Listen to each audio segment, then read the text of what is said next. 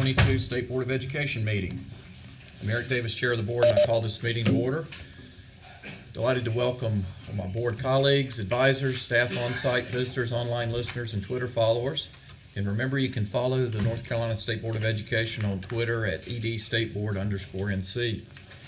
Remind the audience and those listening that this body meets monthly with its official meeting scheduled for the first Thursday of the month. Discussion of agenda items are typically held on Wednesday prior to the official meeting day.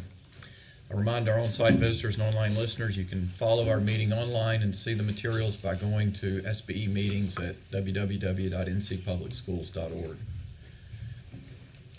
Board members, you're reminded that it's our duty to avoid conflicts of interest and the appearance of conflicts of interest as we handle the work of this board. Does any member of the board know of any conflict of interest or any appearance of conflict with respect to any matters coming before us at this meeting? If so, please state them for the record. If during the meeting you become aware of an actual or apparent conflict of interest, please bring the matter to the attention of the chair. It will then be your duty to abstain from participating in discussion on the matter and from voting on the matter. This time I call on Vice Chair Duncan to lead us in the Pledge of Allegiance. Thank you. Please stand. I pledge allegiance to the flag of the United States of America and to the republic for which it stands, one nation, under God, indivisible, with liberty and justice for all. Thank you so much. We're honored this month to have several of our local superintendent colleagues joining us for today's meeting. And if you're a local superintendent, well, these are the ones that I have record will be attending. Let me call them out first. Brian Oliver from McDowell County, Dale Ellis from Montgomery County, Matthew Cheeseman from Beaufort County, and Ethan Linker from Pitt County. If you're a local superintendent in the room, would you please stand so we could thank you?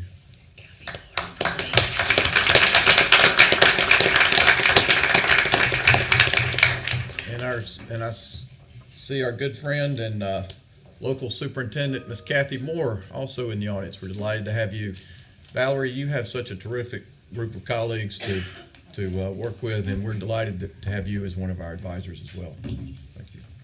Mr. Chair, if I could introduce Whitney Oakley, who's here, who is the brand new superintendent of the Guilford County Schools. Let's go. All right. Very good.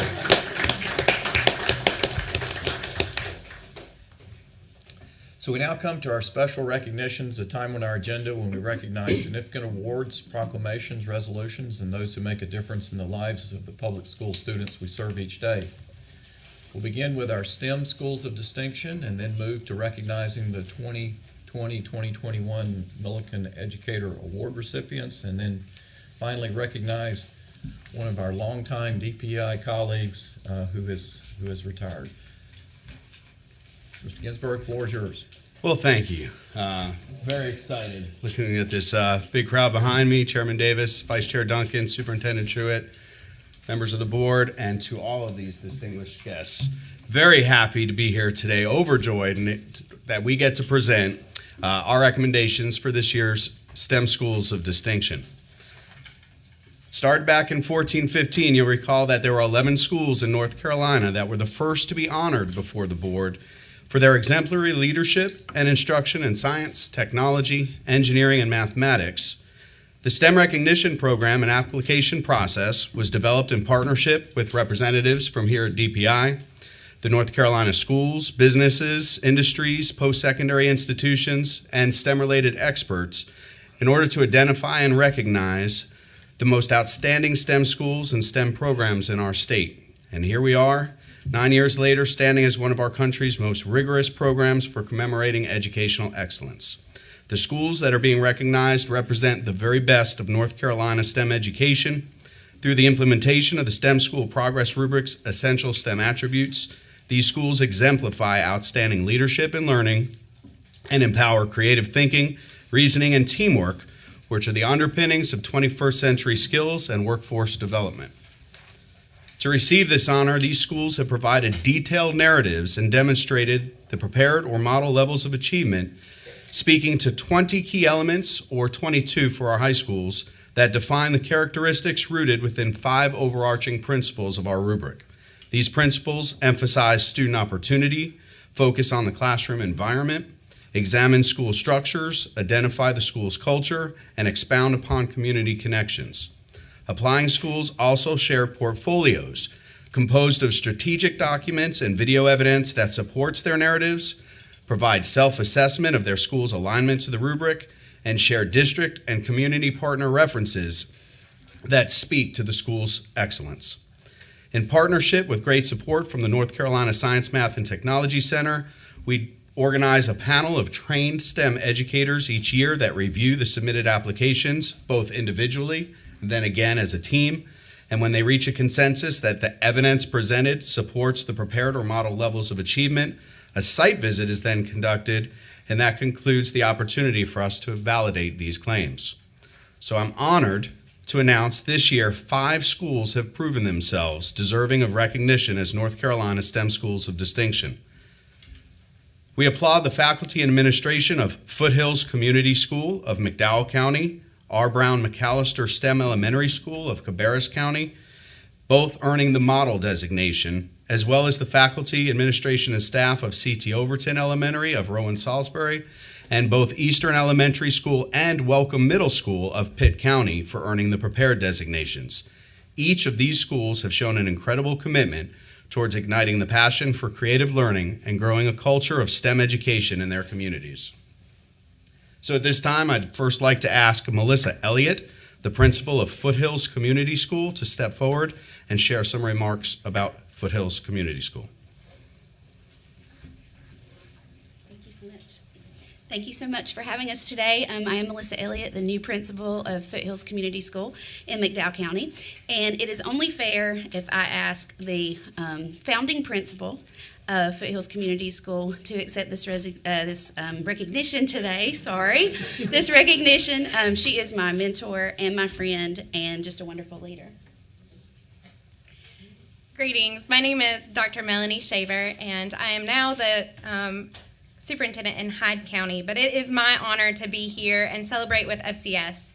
Being here with them is literally a dream come true. As any good startup, FCS was originally sketched out on the back of a napkin with our superintendent at the time to provide choice in our community and to meet the local workforce needs by starting in middle school and explicitly providing instruction and experience and skills needed to be future ready. FCS was modeled in our own iteration of the original STEM rubric. The original team of 6 worked hard to start a brand new school that pushed all the envelopes and redefined what school looks like in our district. Starting in a few empty rooms inside of another school and growing with students and staff and ideas into a space of our own, I could not be prouder of the work that has been done, from the original napkin to the thriving, joy-filled STEM school that they are today. If you ever want to see strategies that engage minds in action, you should come and watch this team in action. It's my pleasure to introduce one of the OGs, Hank Hunt. Besides being one of the original thought members, Mr. Hunt's connection of social studies through STEM and innovation and thought is thought-provoking. Good morning. As I was introduced, I'm Hank Hunt. As an educator, you always look to find that next great thing. You always want to make sure that your career is able to take that next step and to find that ability where you can mend and combine what you're going to do in life with what you do in school. And so our students, and I know for me growing up as a student, school was school, life was life, and never the two should meet. Mm-hmm. So when I became a teacher, I made it my goal to make sure that those two things were intertwined. And when Dr. Shaver came forward with this crazy idea, we were driving up to Asheville one day, bouncing ideas off each other. What would it take to change school? This kind of started formulating. I thought it was kind of a throwaway conversation. How do you pass time? Here we are 7 years later. The school is absolutely fantastic, and I could speak for hours about all the wonderful things that we do. But it's not me, it's our students. And so we've brought one of our students with us, Gracie Petit, who will close us out. The reason I love FCS is because it has allowed me to have so many different opportunities. I am a part of Lego Robotics, Science Olympiad, and Peer Mentor, but we have so many other different clubs. FCS does push you out of your comfort zone, but in a way, it's a good thing. FCS will let you explore more about what you love to do. FCS would not be what it is without its wonderful staff, from the teachers to the office staff, who care about you and want you to do your best. I love you, FCS, and I'm proud to say you're my school.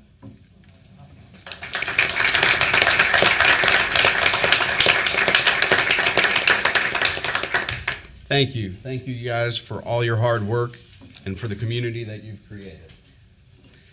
It's also my pleasure to ask Jessica Blanchard. She's the principal of R. Brown McAllister Elementary. Invite her to the mic to share some remarks. Good morning. I actually have very little to share because I take very little credit for the wonderful work that is happening at R. Brown McAllister. Our teachers and staff are amazing, and so one of those amazing people, Laura Cabanis, our STEM coach, will share a little more with you. Good morning. So thank you for having us here today. It's very exciting to be here. STEM is definitely my passion, and I just want to share a little bit about R. Brown McAllister with you. So we're a small neighborhood STEM school, sort of nestled and hidden in Cabarrus County, a very well-kept secret.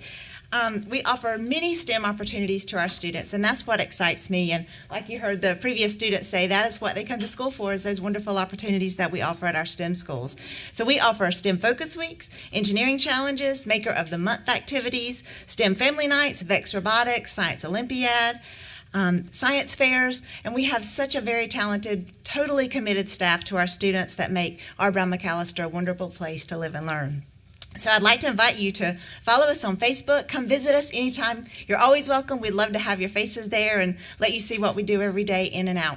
But I also want to thank Howard and you guys at Department of Public Instruction, because I want to say that the rubric really does drive school improvement. It's a high standard, and it keeps us doing what we're doing. So I appreciate that support. I can just look at that paper and know what my next goal is. So I appreciate that and all that you do to help us do well. So I also want to introduce our superintendent, Dr. Kopicki. I don't know if you have remarks or not, but most of the time superintendents do. So I understand board meetings very well, so I will be brief. But I would just like to thank the State Board of Education, Superintendent Truitt, and all of your leadership for giving us the opportunity to recognize our schools and the excellence that takes place in them. As you can see, you have wonderful educators and leaders here this morning, and we are all deeply appreciative of your leadership and giving us the opportunity to brag a little bit on our schools and the achievement of our teachers and our students. So thank you very much.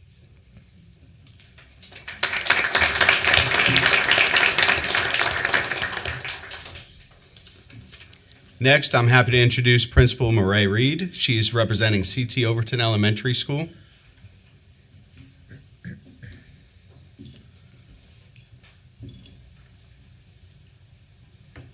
Good morning.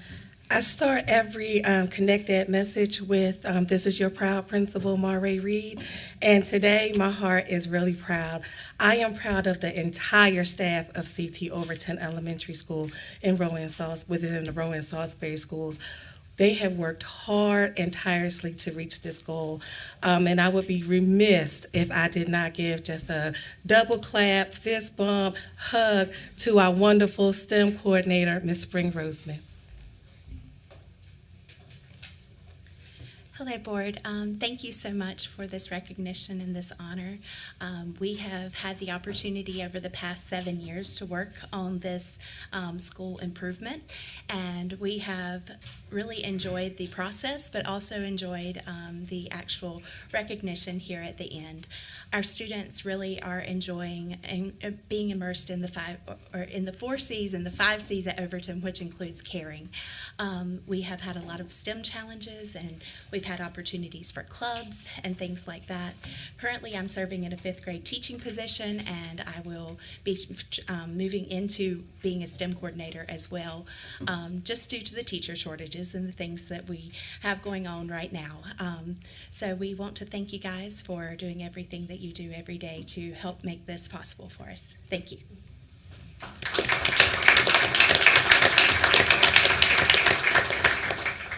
I think you're getting the sense of the commitment when you're hearing several of these schools have been on a 7-year or more journey. This is a rigorous process, and these schools are tenacious, to say the least. Can I welcome the STEM coordinator on behalf of Eastern Elementary School, Lindsay Stalls?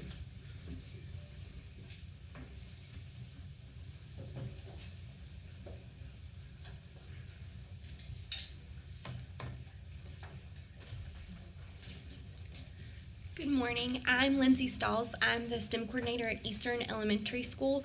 We are so excited to be here today, and we are very grateful for what this means for not only our school and our students, but our community. We thought what better way to show you what STEM means to us than to bring along a couple of our students to share their experiences and their love for STEM. So today we have Camden Johnson and Sadie Lee, who are going to share a little bit about what STEM means to them. Sadie. Teamwork is challenging, which is why it's so important to learn the skills we need to work well together. I need to be successful in teams because most careers require you to be a good team player. That's why I think STEM is so important.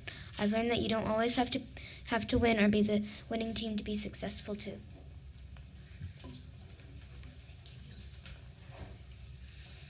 I like that STEM is a great way to help me be involved and in charge of my own learning.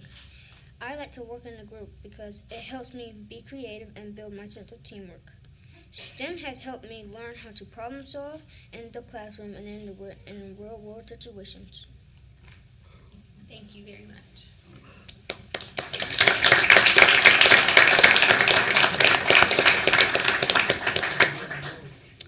Finally, I'm happy to introduce AVID Coordinator Rachel Candeso from Welcome Middle School.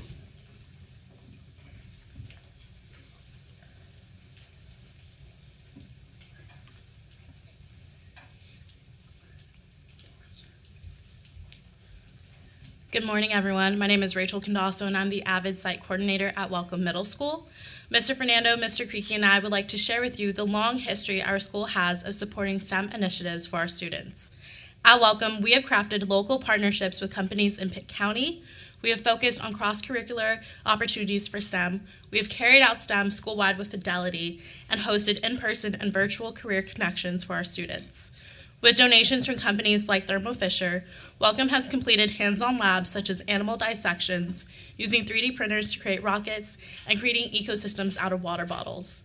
Our school emphasizes integrating STEM across every subject, such as when students use pharaohs to create sculptures and art, or when they use the engineering design process to create their lifesaver chariots in AVID.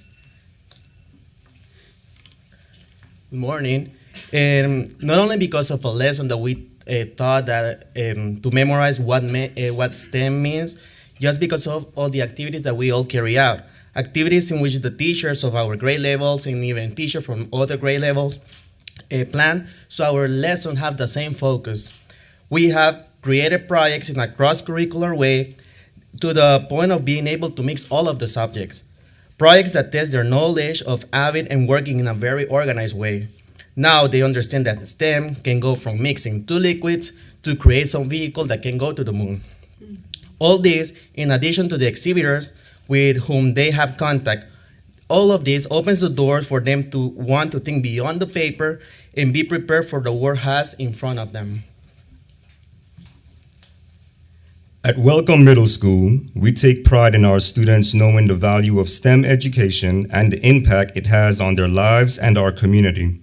With our various cross-curricular assignments, projects, and STEM clubs, we have created opportunities for students to be exposed to careers via guest speakers such as video game engineers, architects, analysts, and water treatment specialists, who have partnered with our teachers in person and in Zoom lectures, keeping our students highly engaged and aware of the endless career path that STEM offers.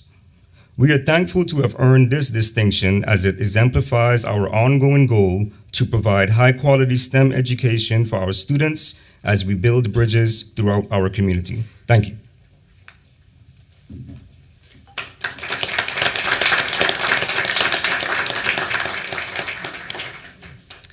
So on behalf of Dr. Mayer, Dr. Day, Dr. Aiken, and myself, we're really happy to be able to welcome these 5 schools.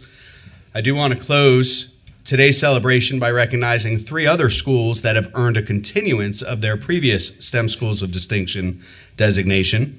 That's an opportunity where previously recognized schools can choose to pursue after their 3rd year of distinction. They undergo a similar application process that includes submitting narratives, recommendations from community partners, and an attestation to their continued prioritization of STEM excellence. So I congratulate Yadkin Valley Regional Career Academy in Davidson County, Greene County Middle School of Greene County, for extending their initial model designations. I know we got Greene County in the house. And to Meadowview Magnet Middle School of Surrey County for extending their prepared designation. These schools are continuing to demonstrate uncompromised commitment to excellence in science, technology, engineering, and mathematics by supporting a high-quality STEM culture, offering engaging opportunities and workforce development through their daily instructional designs. So, thank you very much. Mr. Ginsburg, if you could help us bring each of those school groups, of course, along with their superintendents forward, to make a picture with the board, superintendent, and advisors. That would be fantastic. All right, Yes, thank you.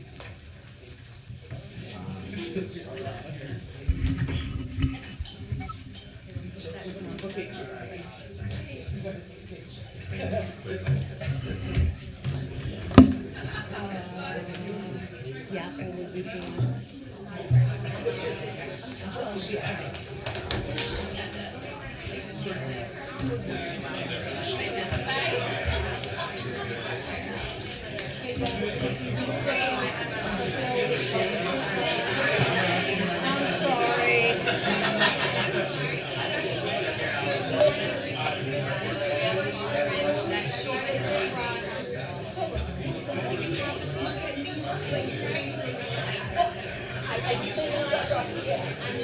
Yep.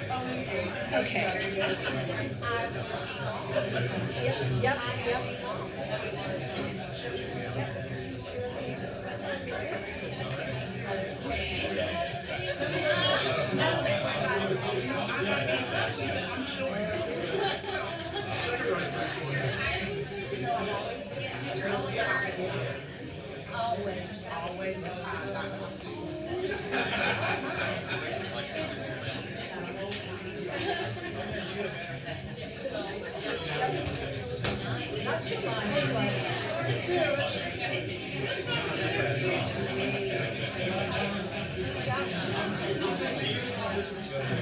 Have we got everybody? Yep. Oh, goodness. I'm just making sure I can see everybody. Is this straight? Let's bring it up just a scotch. Yep. That's perfect. All right.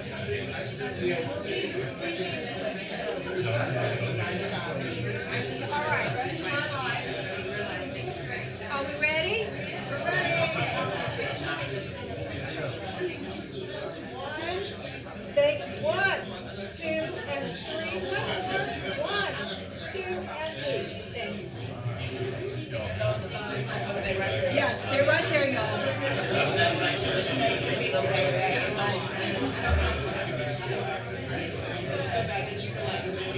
I know, I was like... I'll just use this for all of you.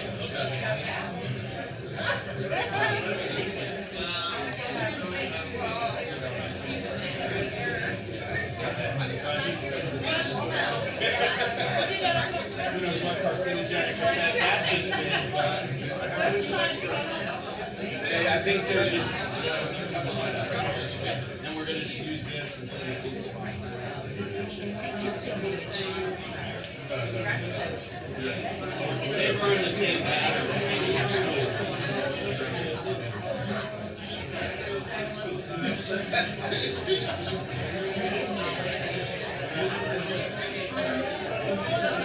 Yep, that's cool. Yes, yep. Okay.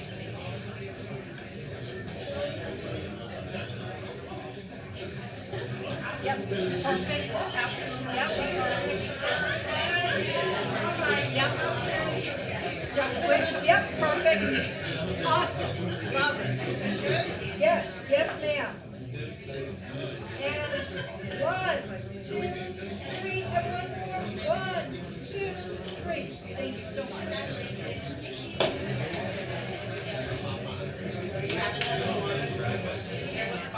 Slides, yeah. Bring them on. Bring them on.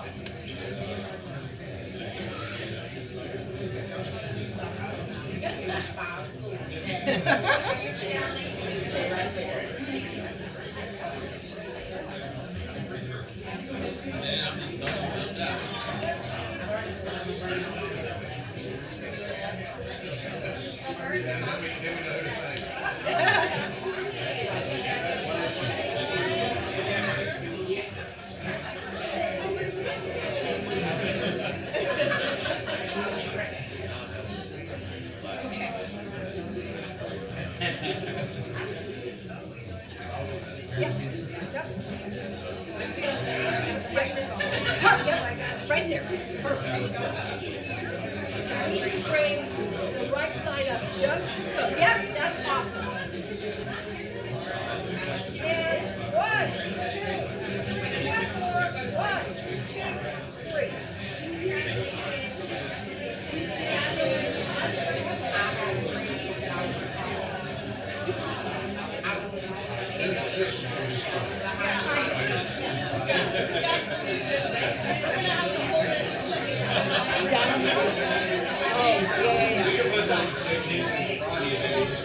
Yeah, can you put them on either side like with a balloon and would that work okay?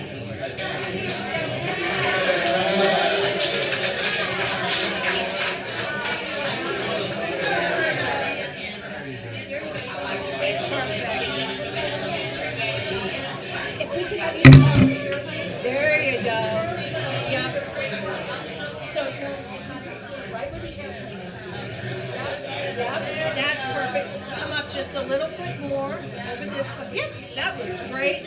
And if we hold the sign up just so. Yeah. Yeah. All right, that's my okay. Are we ready? Yeah. 1, 2, 3. 1 more. 1, 2, and 3. Thank you very much.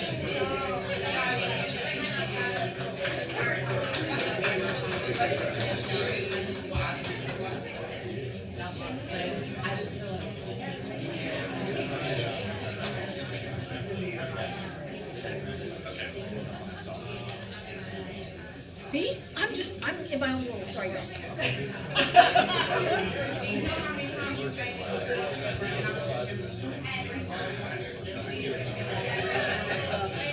That's my job. That's my job.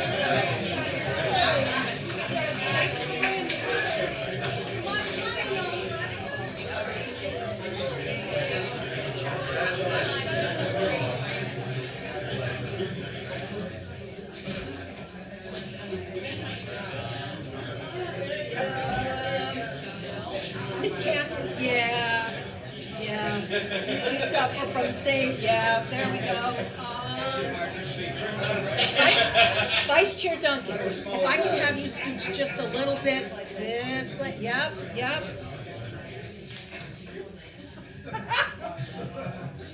All right, are we ready?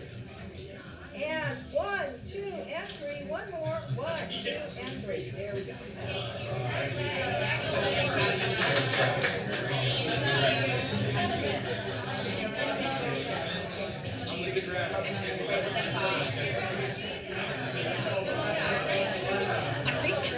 I think that was the last one, I think. Oh, we got more.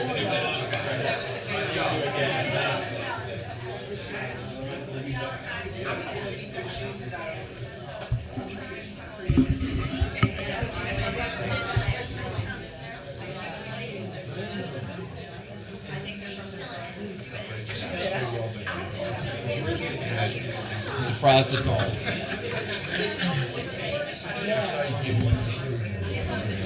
I knew you couldn't hold it together very long. All right. Next up on our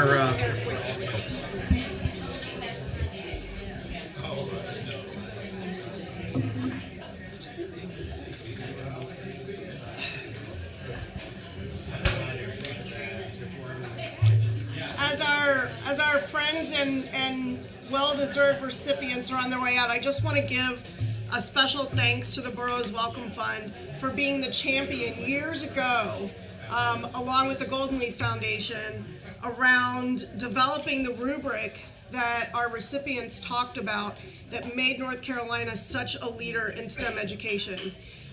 That work was championed by a good friend to the department and to this board, Dr. Sam Houston. So we are very grateful for their leadership in this work. And congratulations to all our recipients. Ms. Kimbrough. Good morning. Good morning. Good morning, Chair Davis, Vice Chair Duncan, Superintendent Truitt, members of the board, and all of those assembled. The Milken Educator Awards program rewards and inspires excellence in education by honoring top educators around the country. with a $25,000 unrestricted award. This award is commonly referred to as the Oscars of Teaching and targets early to mid-career education professionals for their already impressive achievements and, more significantly, for the promise of what they will accomplish in the future. Today, I have the honor and pleasure in presenting two outstanding North Carolina educators with their obelisk. Justin Scarborough, North Carolina 2021 Milken Educator, and Victoria Lightfoot, North Carolina 2020 Milken Educator. On February 24, 2022, Superintendent Truitt and I traveled to Guilford County District to assist the Milken Education Foundation with presenting a $25,000 award to the 2021 NC Milken Educator, Mr. Justin Scarborough, a secondary social studies teacher at Walter Hines Page High School. The announcement was led by Principal Eric Nagley with an all-star band performance at a school assembly in front of cheering students, proud colleagues, distinguished officials, and the media. Mr. Scarborough was selected from a talent pool of educators in North Carolina and received this honor and award, unexpectedly, in recognition of his skills, dedication, overall performance on the job. Entering Justin Scarborough's social studies classroom often feels like walking into a party with the cheerful background music and enthusiastic hum of students talking about current events or important moments in history. Scarborough uses his vast knowledge of effective instructional practices to engage all his students at Walter Hines Page High School in Greensboro, North Carolina, in critical thinking and discourse. He worked on building bridges, a district-wide history program financed through a grant from the U.S. Department of Education. Scarborough facilitates the Social Studies Department professional learning community. He delivered professional development for the district on financial literacy and sits on the Equal Opportunity Schools teams, focused on decreasing educational barriers for students of color, creating a culturally relevant and inclusive environment for all students. Justin is a fixture in his school and local community. During the pandemic, he brought a constant stream of positivity and support to his colleagues, always going out of his way to help navigate the shifts to virtual instruction. Justin earned his bachelor's degree in secondary education in 2006 from Ohio University. Justin is here with us today to receive this obelisk from Milken Education Foundation and the North Carolina State Board of Education. He is accompanied by his lovely wife, Ashley, Superintendent of Guilford County Schools, Dr. Whitney Oakley, and Page High School School Principal Eric Nagley. Justin, congratulations.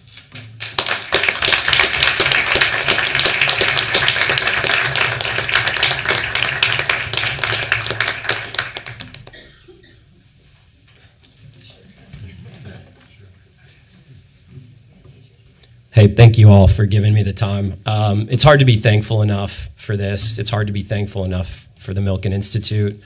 All the people in my district that worked really hard to hire me, to groom me into the teacher I am. The community that raised me in Ohio, my family here in North Carolina.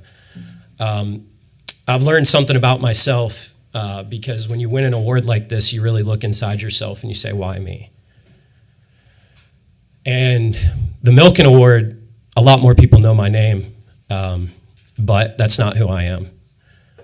What I learned is that you get places like this because of the processes that you put into your life, the attention that you pay to the details in your life.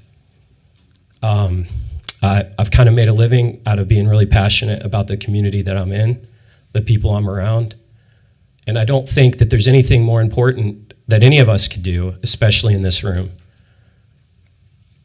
You are not the outcome of your pursuits. You're the process. That's who you are. Every minute, every second of your life, that's who you are. I'm not the Milken Award winner. I'm Hank's dad. I'm Ruthie's dad. I'm Ashley's husband. I'm a teacher in a classroom with 115 kids every day. And that's it. Thanks.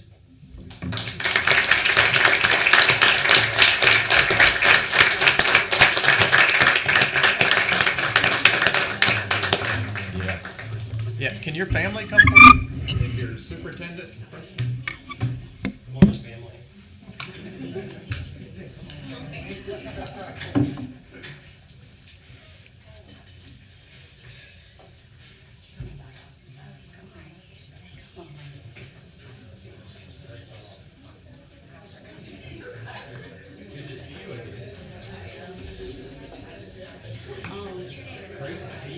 Chair Davis. Chair Davis.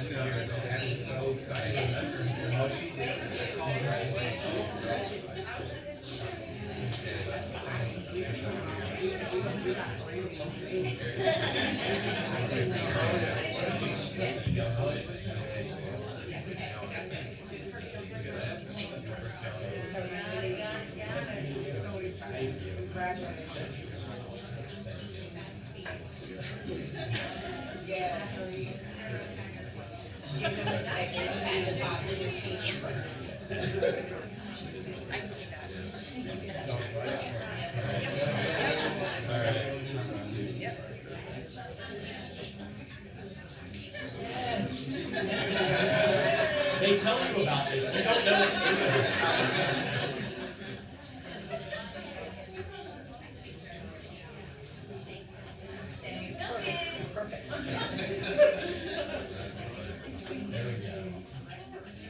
And if you could tilt it down just a little. Yeah, it's catching the glare. There we go. That's it. All right. 1, 2, 3. And one more. Awesome. Thank you. What is a whirlwind? Nice thing. That's a perfect question. I said, what is a whirlwind? I heard that. There's great people. There's great people on every side. One more.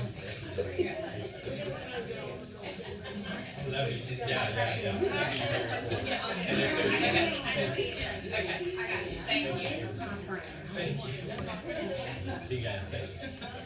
It's Jack.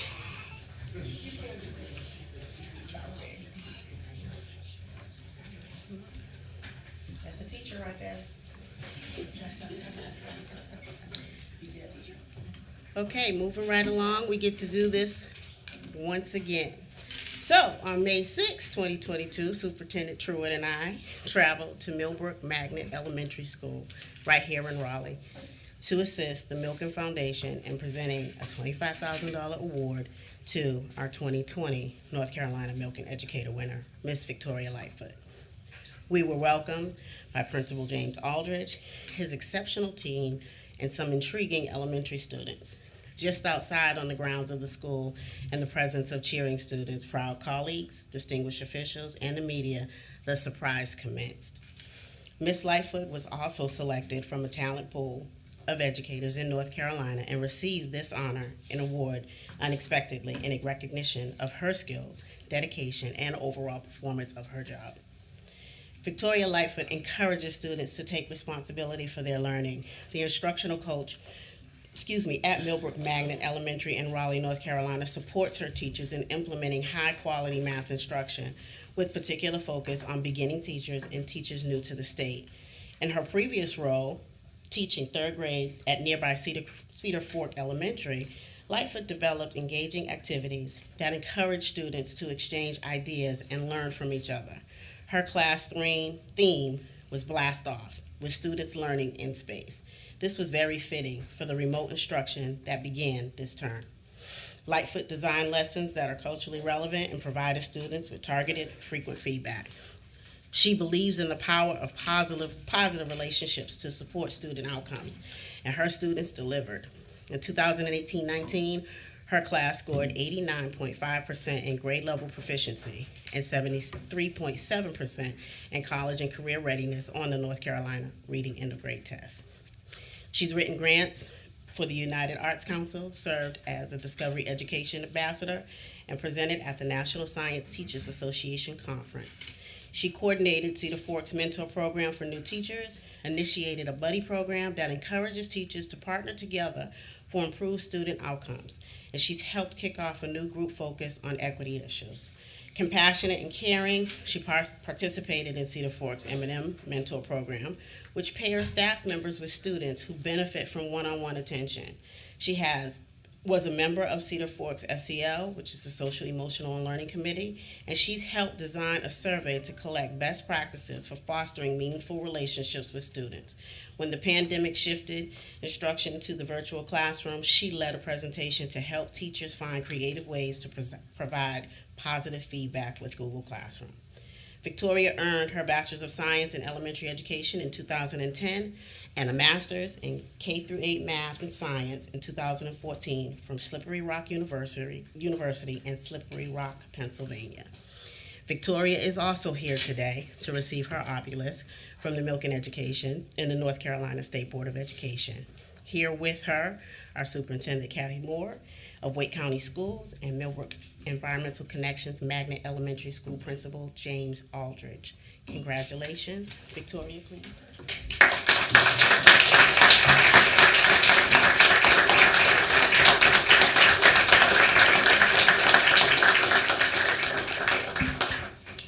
It is a true honor to be a recipient of the Milken Educator Award. I am sharing this award with my amazing students, my administrators, my colleagues, and the amazing people I met across the path of education who continue to inspire me. I wouldn't be standing here today if it wasn't for the power of retention and recruitment, because state and district leaders saw value in seeking underrepresented individuals like myself and fostering a sense of identity in this field, as well as helping them develop the skill set, mindset, gifts, and talents that can help move education forward in innovative and creative ways. It is also the result of my administrators' continuous support, pushing me and seeing a leader in me that really drove me to push beyond the four walls of my classroom in order to support and help my team, my school, my district, my community reach academic achievement for all students. Now more than ever before, it's time to put our value in retention and recruitment. As the Milken model states, the future belongs to those who are educated.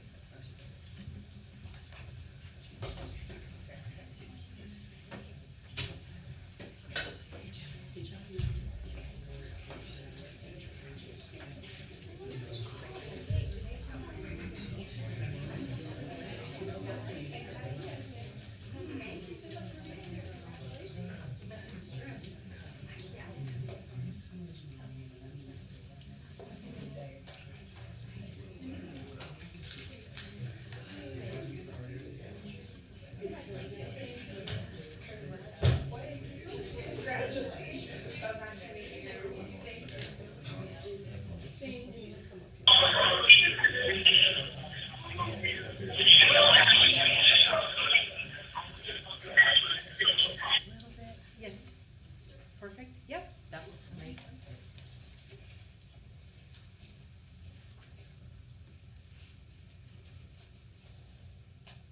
And 1, 2, and 3. One more. 1, 2, and 3.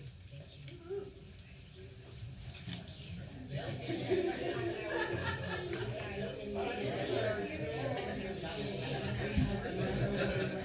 Good job with that.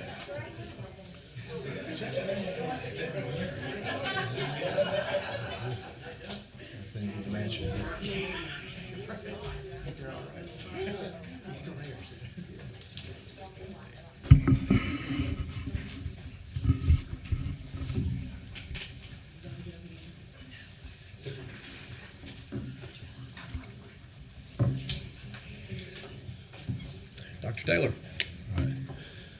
Chair Davis, Vice Chair Duncan, Superintendent Truitt, and members of the State Board, we thank you for giving us the opportunity to recognize Dr. Elise Colbert for her service to the state of North Carolina. We've been able to share this recognition at the time of retirement due to scheduling, and we're grateful for the opportunity today. Dr. Elizabeth Colbert grew up in Morehead City, North Carolina, and attended the University of North Carolina in Chapel Hill, where she obtained a Bachelor of Arts degree in early childhood education in May of 1986. Her first teaching roles were at Northwoods Elementary and Cary Elementary in Wake County Public Schools. While teaching full-time, she also obtained a Master of Arts in Teaching in Curriculum and Instruction from Teachers College at Columbia University in May of 1991, as well as a Master's in Educational Leadership from the University of North Carolina at Chapel Hill in 1994. She couldn't get enough of Chapel Hill, I guess.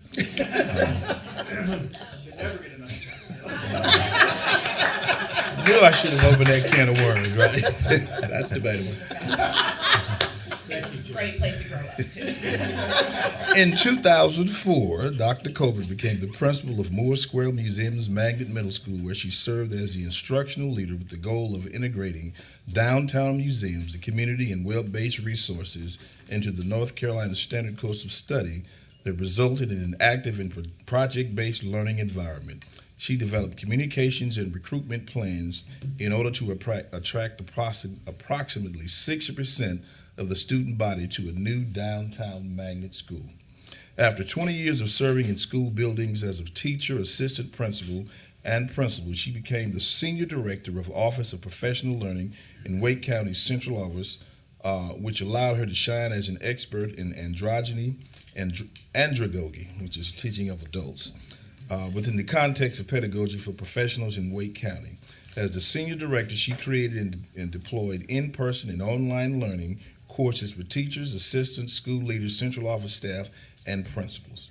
In 2010, Dr. Colbert widened her impact across the state of North Carolina as she became a lead professional development consultant at the North Carolina Department of Public Instruction, where she led, coached, and trained a collaborative team of professional development consultants across the state to assist school leaders in the requirements of the Race to the Top grant, and traveled to the statewide to train countless educators on how to effectively use the new teacher evaluation instrument, or NESES, with fidelity.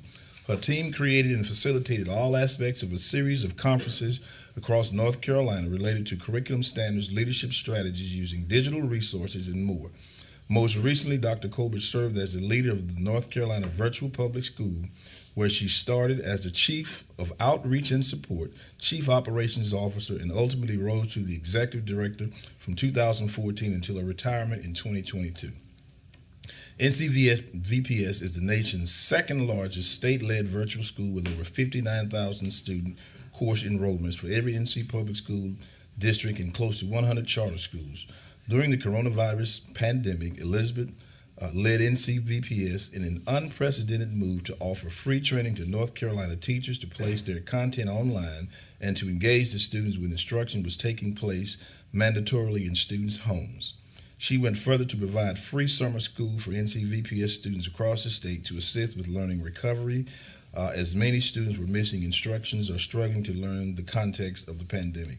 I'll have to say that because of her work with NC Virtual, she has become a national leader in virtual public education. Dr. Colbert's 36-year legacy as an educator and leader in North Carolina is profound and inspiring. She has impacted youth students, middle school students, high schoolers, parents, future and current administrators, and teachers and staff, such as custodians, secretaries, bus drivers, and instructional assistants. As a result of her leadership and long service to the state of North Carolina, she has been awarded the Order of the Longleaf Pine by Governor Roy Cooper. Dr. Colbert is accompanied by her family and friends. So please join me in congratulating Dr. Colbert on her retirement and her service to the children and educators of North Carolina.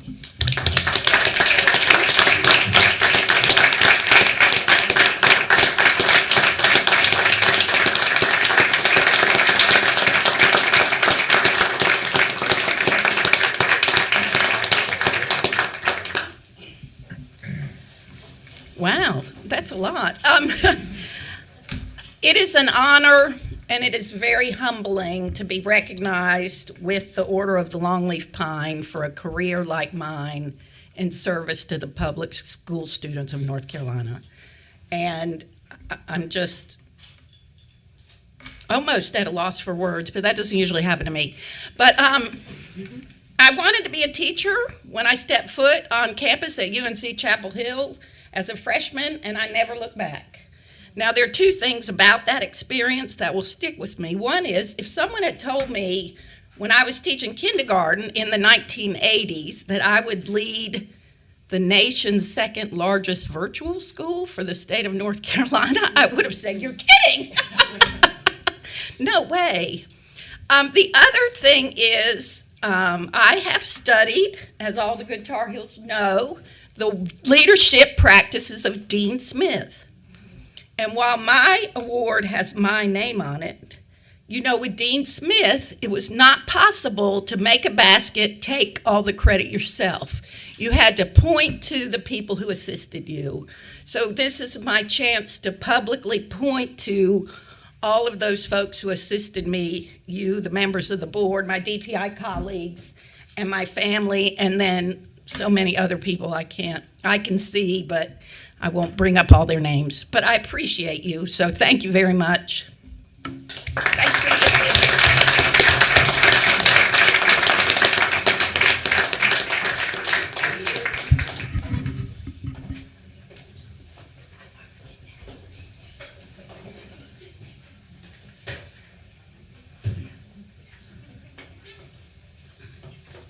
Never had a picture before.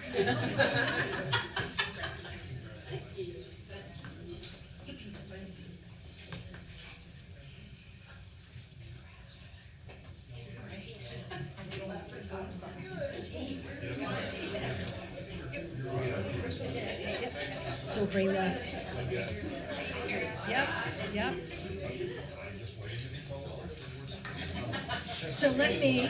Can you take the picture? If I could share one personal story. So my experience with Dr. Culver was not, my first experience was not as a board member, but was as a parent of a child in the virtual public school. And not only did Dr. Culver impress me with her skill at managing an annoying parent, but what really impressed me was the way you care. Oh, thank you. And it just poured out of you in that one conversation, and it's a constant stream of caring every day since then. So on behalf of our students and teachers and my colleagues and superintendent, we just really appreciate you and thank you for what you've done for our children. Thank you.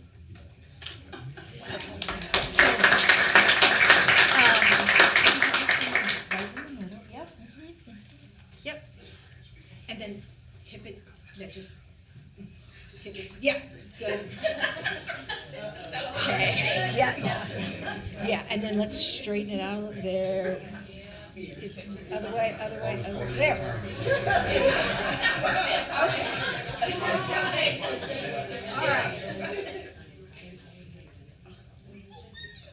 And 1, 2, and 3, and one more, and 1, 2, and 3. Thank you.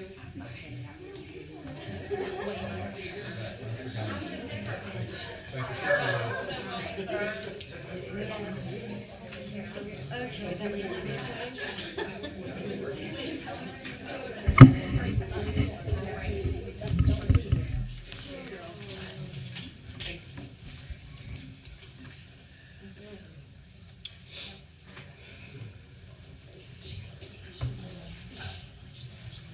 Well, we have so much to celebrate and frankly, so much to be thankful for. Let's take a 15-minute break. We'll be back at 10:10.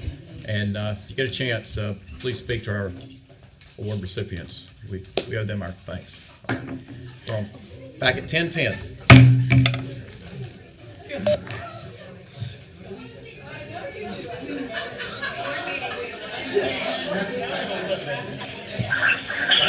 Chairman Davis and Treasurer Falwell.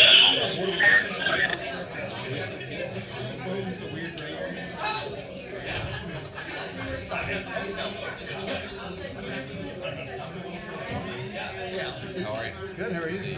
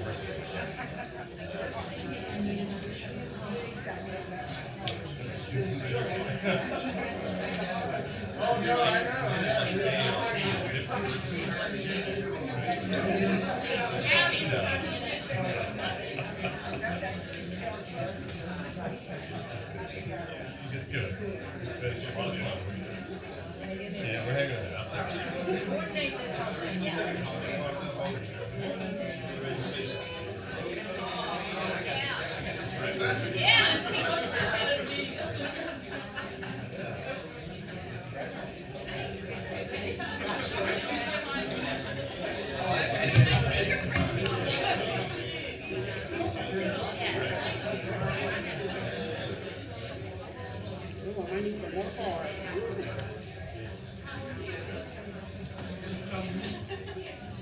When do you not have a long weekend?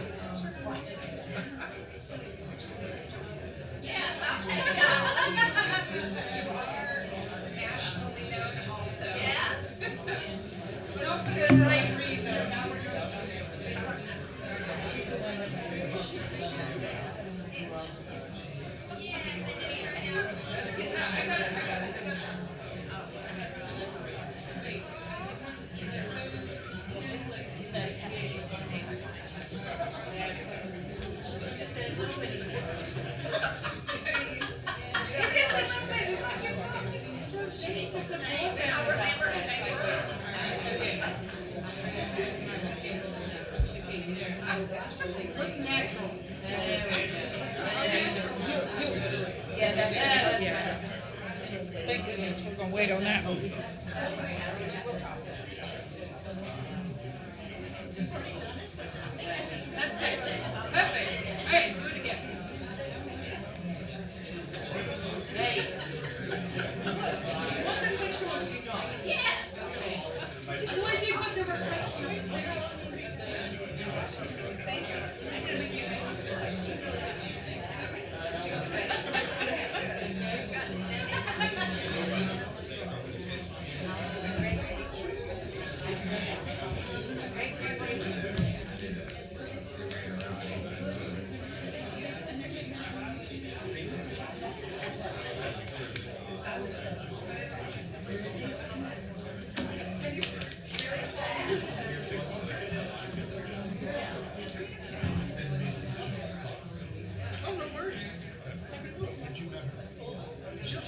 So yes, I used to work at Pitt. We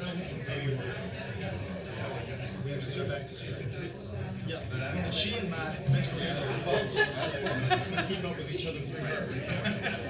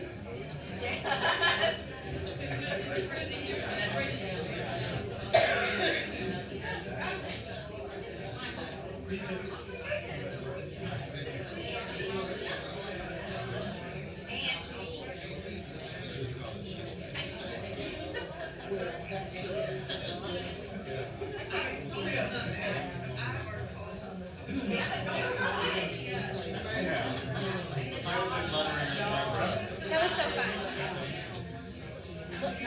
Their outfit is so good.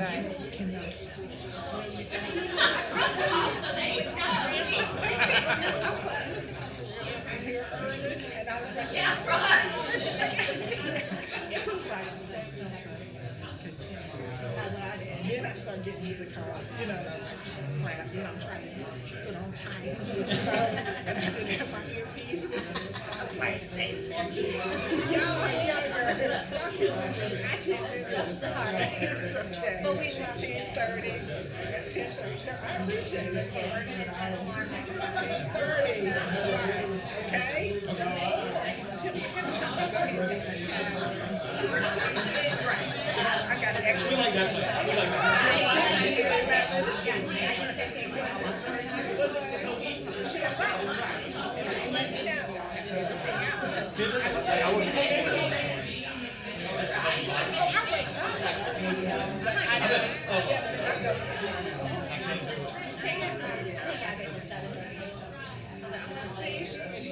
She's fast, 7:30, I was up, but then I'm like, I see take a call, yep, I had about phone calls about that.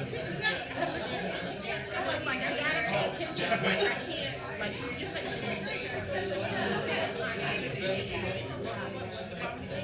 okay. One, spoiled it. I think that's all I'm going to have. I think I'm only going to have one. My daughter has explained to me she's not doing Virginia, where's she from? She's on a call. Okay.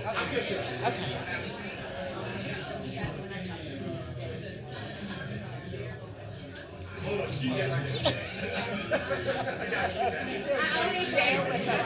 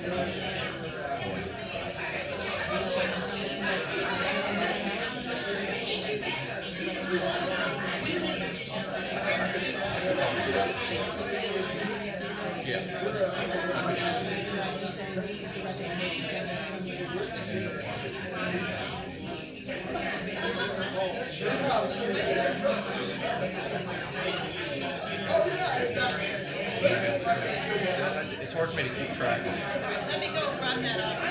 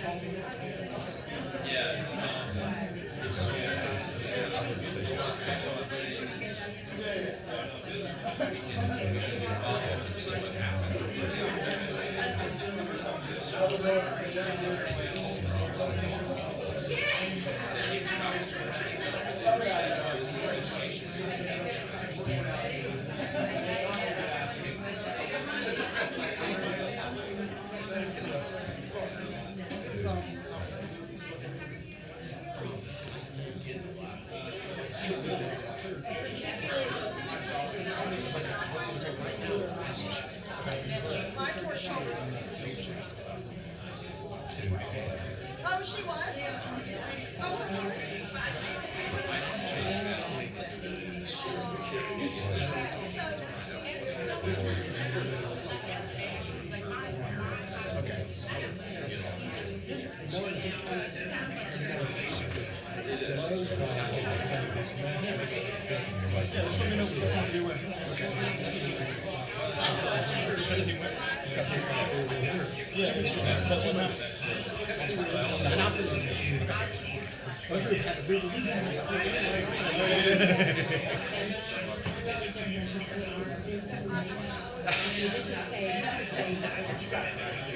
If anybody got it, you got it figured out.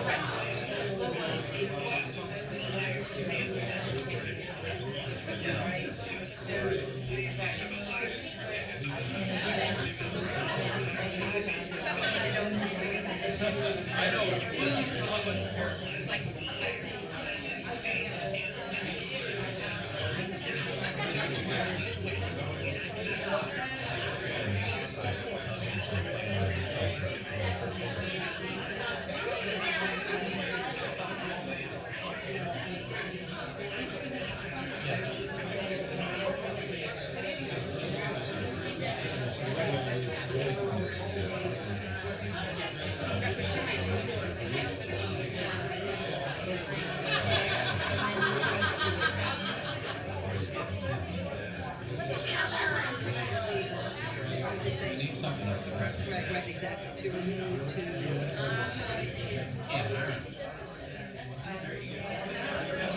it will be add as an alternative.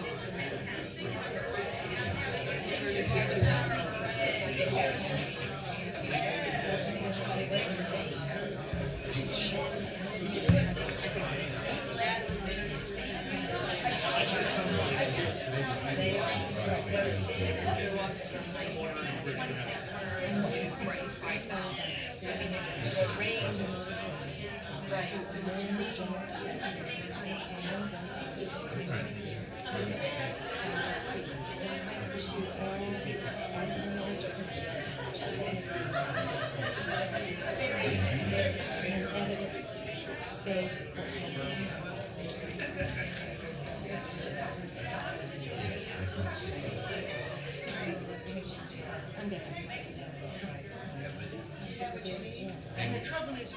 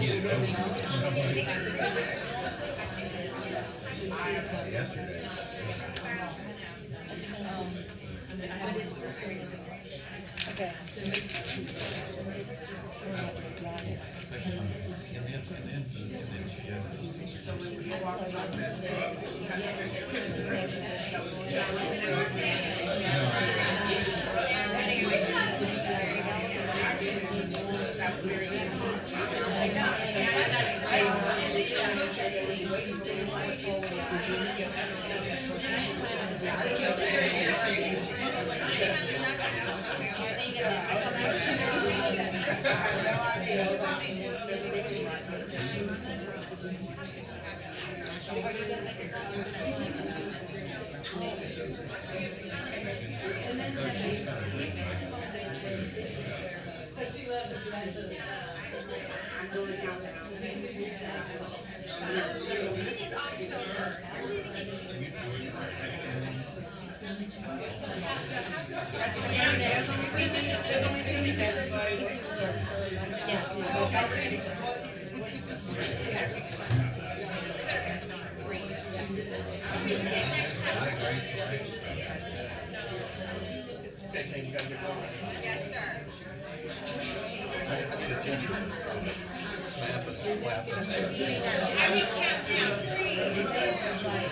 It's time to return to the station. It's time to return to your seats so we can get back to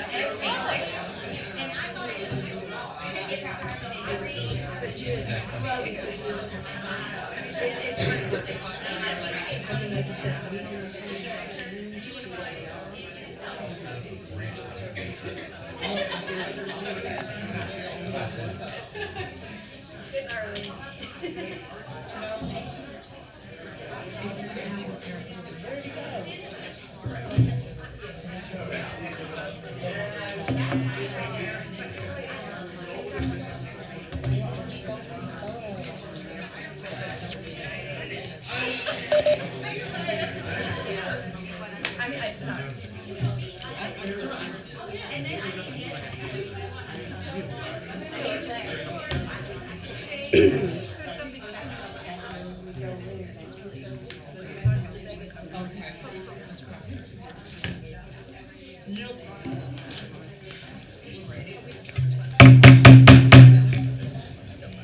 All right, we are back in Maria, session. This is Treasurer Falwell.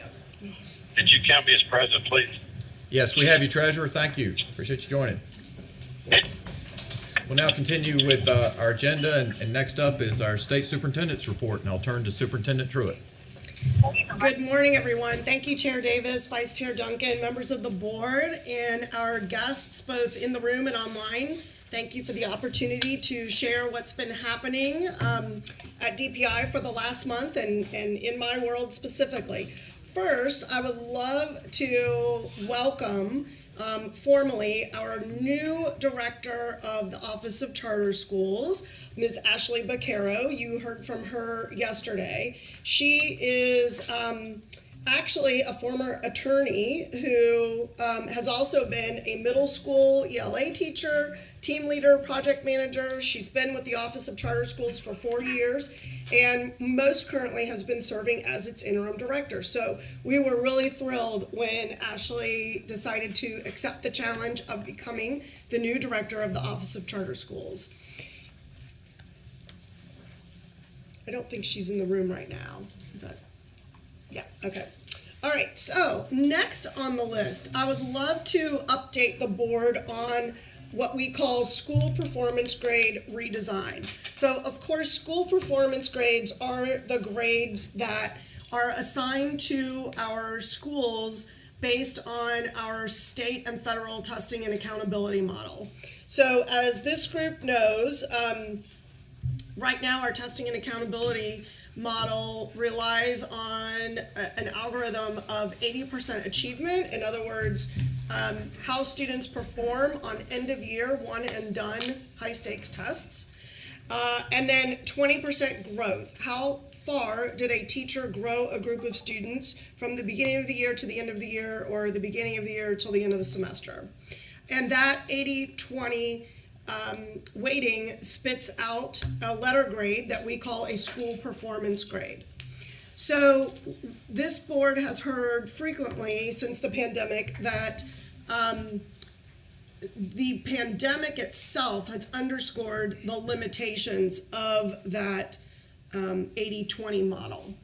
And so the agency is part of Operation Polaris, actually, since I launched Operation Polaris, has been that we need to redesign that process. So while the A through F performance grades were developed so that communities could better understand the quality of North Carolina's public school, I think there's general consensus from a lot of folks that the model does not accurately reflect what schools do outside of testing to prepare students to be successful both academically and socially. So one of our SMART goals from Operation Polaris, the second bullet here, is to outline a multi-measure model of student success, including recommended growth and achievement weights, because the federal government will still require us, as they should, to consider achievement and growth. Both of those things are important in their own right. So we do want to know if students are grade level proficient and college career ready, which are two different measurements in North Carolina. And we do want to know that teachers are growing their students. But again, we don't want to look only at those two measurements when we are talking about school quality. So the process so far has been that this work began with the launch of Operation Polaris, and now it resides with the Office of Innovation, which is an outgrowth of the Office of Learning Recovery. And there is a three-phase approach. We're researching, we're designing, and then eventually implementing. So September 12th, there was a multi-sector advisory group convened, and this work is being done in partnership with the National Center for the Improvement of Educational Assessment. We're grateful for this national partner to give us a multi-state landscape of what others are doing. So in terms of stakeholders, a big shout out to Ms. Jill Kamnitz for being the board's representative on this advisory board. The North Carolina Principal and Teacher of the Year. Thank you to you both for your participation. We have higher ed representation from both the community colleges and our four-year partners. Legislators, representatives from Best NC, My Future NC, the State Chamber of Commerce, the Department of Commerce, and Mr. Coltrane in the governor's office. So we're very, very grateful to all of those who've shown such a committed interest in getting this right for our students and our schools. So the first thing that's been done is that we have launched a public survey. So EdNC helped us to develop a survey that was launched last week, actually. And in this short amount of time, we have had over 15,000 people complete the survey. So we've had a lot more people, I mean, like 43,000 people have clicked on the link. So we've done a really good job of getting this out there. And to date, 15,500 people have actually completed the survey. About 43% of those people are K-12 teachers, and about 28% are parents. And then the rest are comprised of school administrators and other folks who do not identify as parents.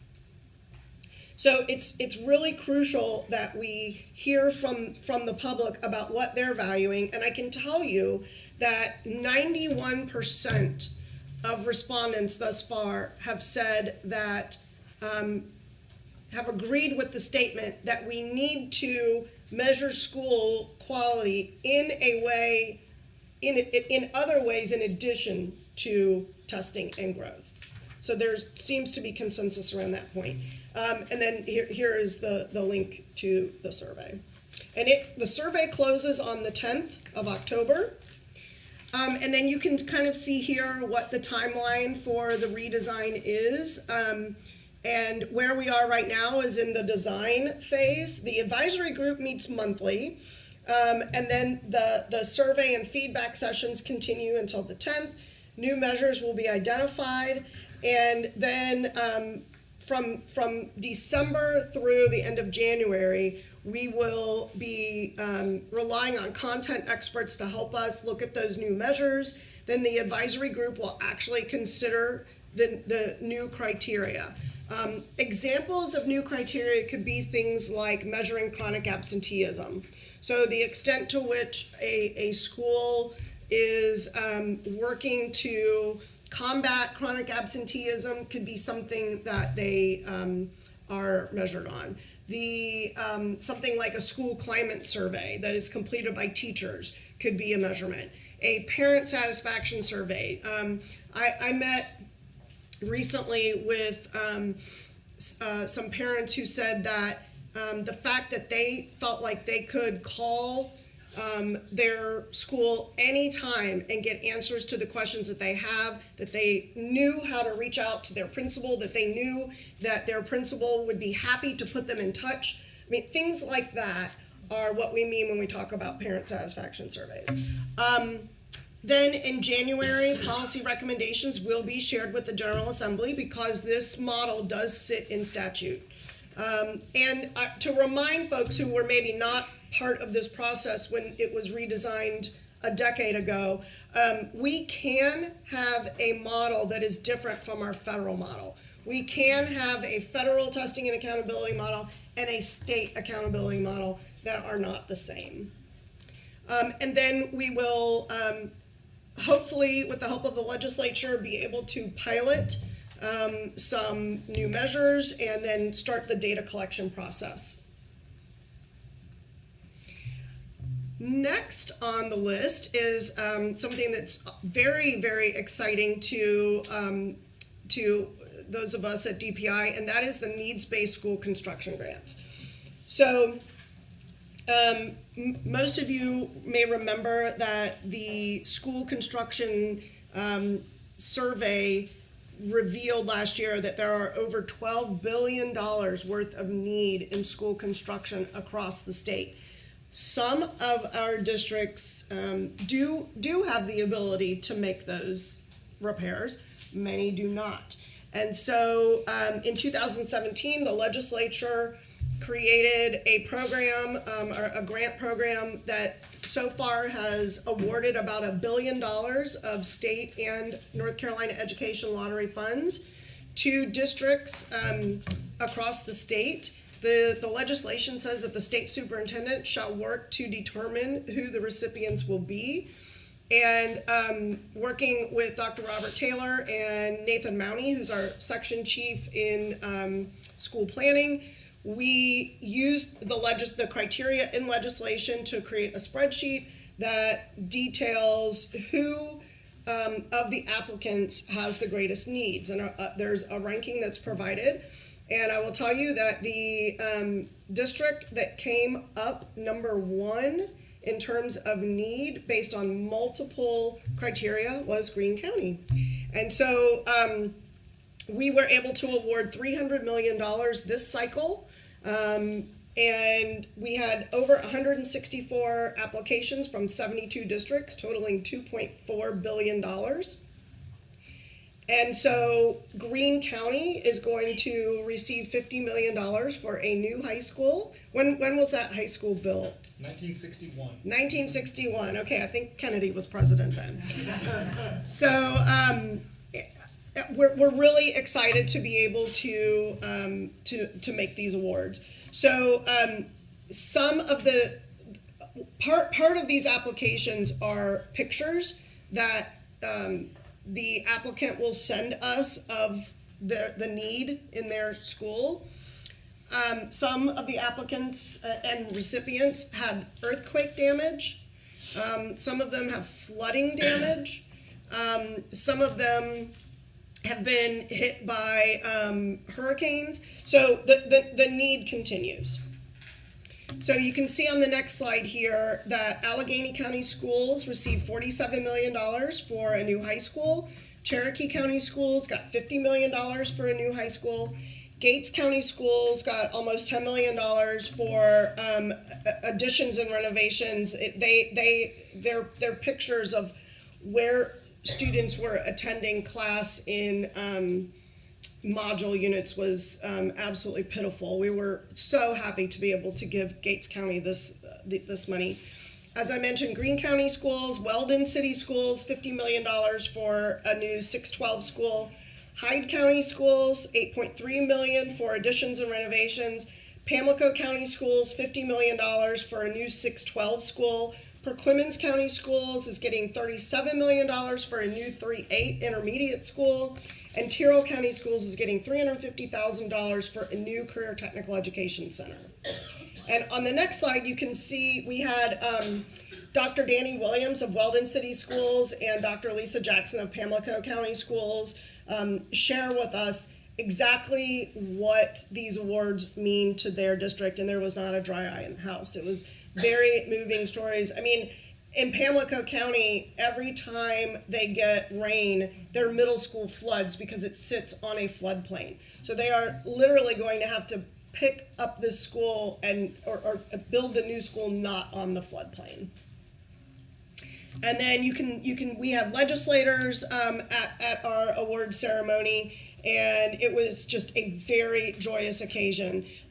Folks came from all the districts that received awards, and a good time was had by all. And then next you can see, here is Greene County brought the big check. So they brought their own check, and you can see folks including our own Dr. Green of Greene County here with their $50,000 check from the General Assembly. Okay, so we are counting on the fact that there will be another cycle of grants in the next legislative session. And then I think this is last on the list. I had the pleasure of visiting Davie County High School a couple of weeks ago. I remember when this school was being built, and so it was a pleasure to see it fully constructed. But we were invited to Davie County School to come and see their career technical education program. And I have to say that if you want to visit a high school that has an amazing focus on workforce and CTE, you need to visit Davie County High School. So we got to do a tour of the school, and if you go to the next slide, you can see here that we had a class that received a $14,000 grant from Ashley Furniture to create a robotics lab. So I got to see a class full of freshmen working on their robotics lab, and they were very engaged because it is like putting together a three-dimensional puzzle. It was really cool to see. And then on the next page, we saw a masonry lab, y'all. I have not, I know we have others in the state, but this is the first one I've actually seen. Kids were actually scooping up and laying brick. It was incredible. They also have an ag mechanics area, and as well as mechatronics, culinary. They also had the teaching as a profession pathway, which is the federally funded CTE pathway for those students who want to become teachers. And so it was just an incredible visit. Also during this trip, thanks to the principal and to Jeff Wallace, the superintendent, Julie Pittman and I were able to sit down with a group of students and with a group of teachers separately. And what we learned from the students was that they felt like, even though this is like a 1,700 person school, this is or 1,400, I think, it's a very large high school. And these students told us that they felt like there was at least one adult in the building that they could always go to when they needed something. And that they felt like they had adults in their building that they could trust with both out-of-school issues as well as in-school issues, and that they felt that they were very safe at their school. So that was very, very gratifying to hear. And then Julie and I spent about 90 minutes all told with a group of teachers who had questions about Pathways to Excellence, the new proposed model for teacher compensation and licensure. We were able to talk with them about their questions and concerns, and hopefully shed some light on some things that they were unclear about, and really get a feel for what they liked about teaching at Davie County High School. And Mr. Chair, that ends my report, and I'm happy to take questions. Thank you, Superintendent. Questions, comments from my colleagues? Ms. Camden. I'm sure everyone noticed that there were a lot of schools from the northeastern part of the state on that capital list, and I just have to say how incredibly important that funding is for those systems. So, I know you made the choices wisely, but there's a lot of grateful folks in the Northeast right now, so thank you for that. I do want to ask, it seems to me this has been issued, were the dollar amounts enough to actually pay for the full cost, or in this case? So the dollar amounts are allocated like this. $30 million is the max for an elementary school, $40 million for a middle school, and $50 million for a high school. The legislation allows for me to give special consideration to those districts that are consolidating. So small districts in the Northeast that are creating a 612 school. Another priority that I looked at that's not legislation is if a school is unsecure because they have multiple buildings and students are walking from one building to another with no way to secure the campus, whether or not a school was ADA compliant. A lot of old buildings are not ADA compliant. But to your point, one of the criteria that we do consider that's in legislation that Nathan has developed a way for us to very quickly suss this out. One of the things that I look at with every application, not every application, but the ones that are in the top 20, let's say.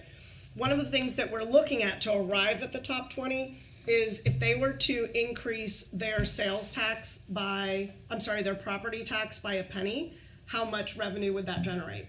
And we're looking at the districts that were awarded would maybe generate $50,000 if they versus another district that applied that would raise $250,000 or $1 million.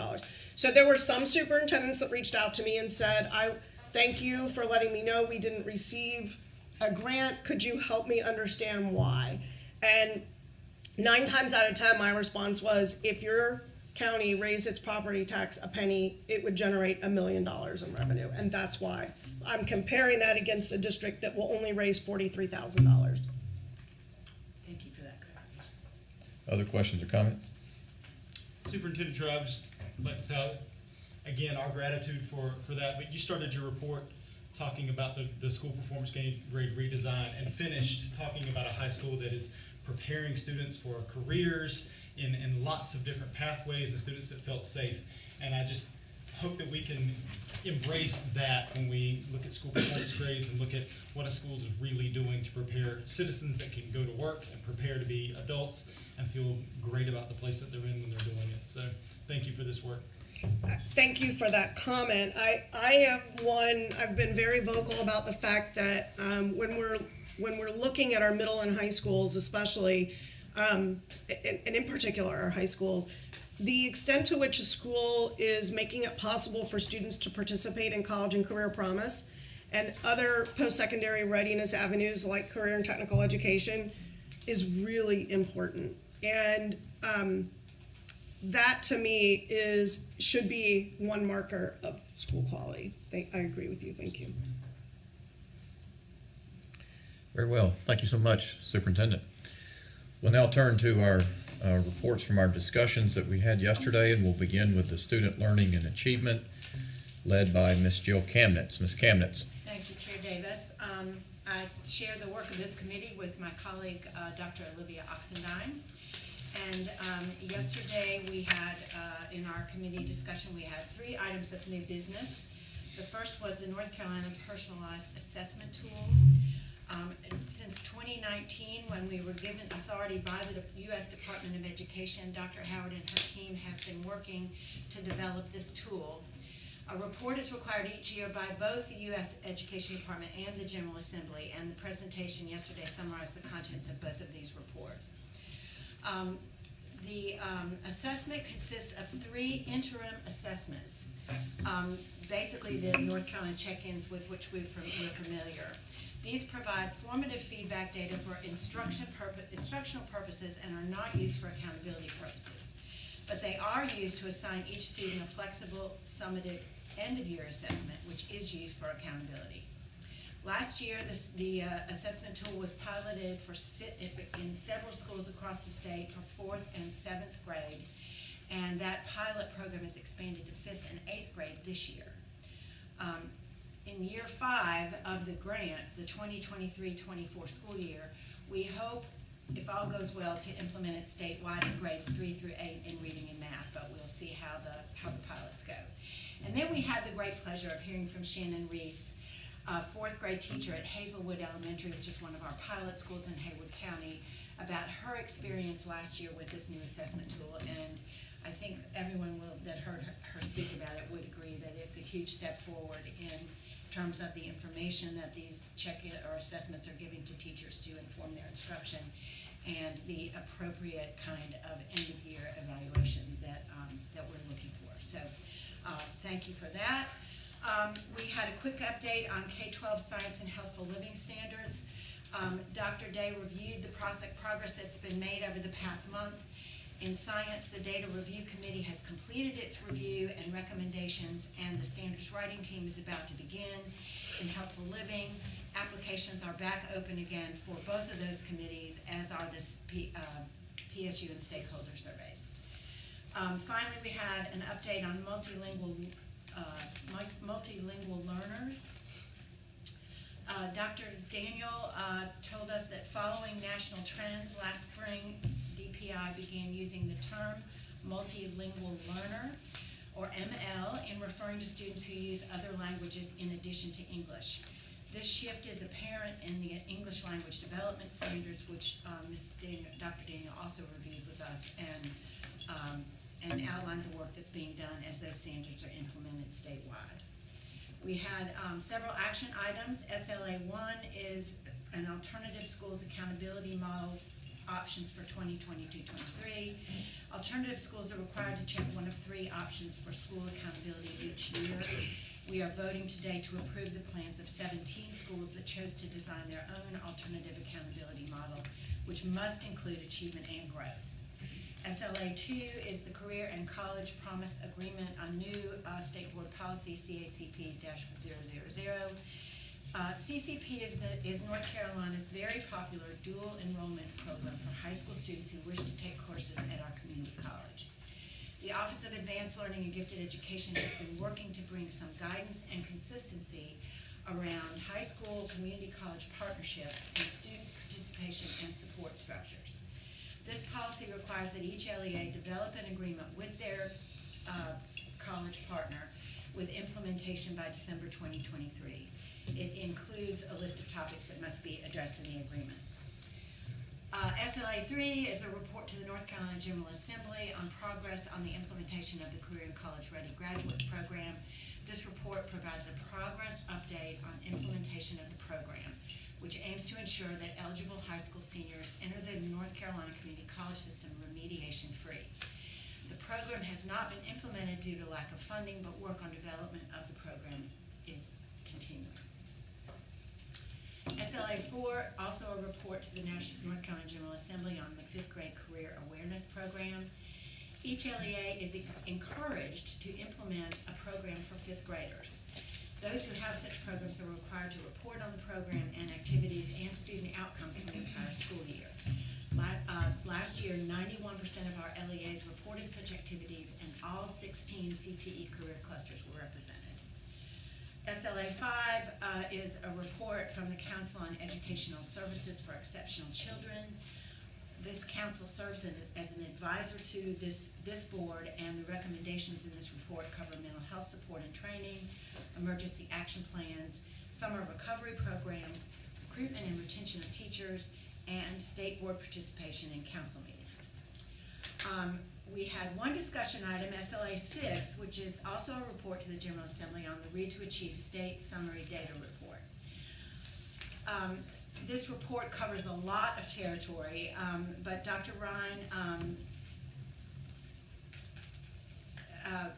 outlined the various 2021-22 data in this report, beginning with the Amplify Formative Reading Diagnostic Assessment, which showed that the literacy growth of our K-2 students outpaced those of the rest of the country, which is very encouraging news. We can't completely point to the letters training for that yet, but we're definitely headed in the right direction.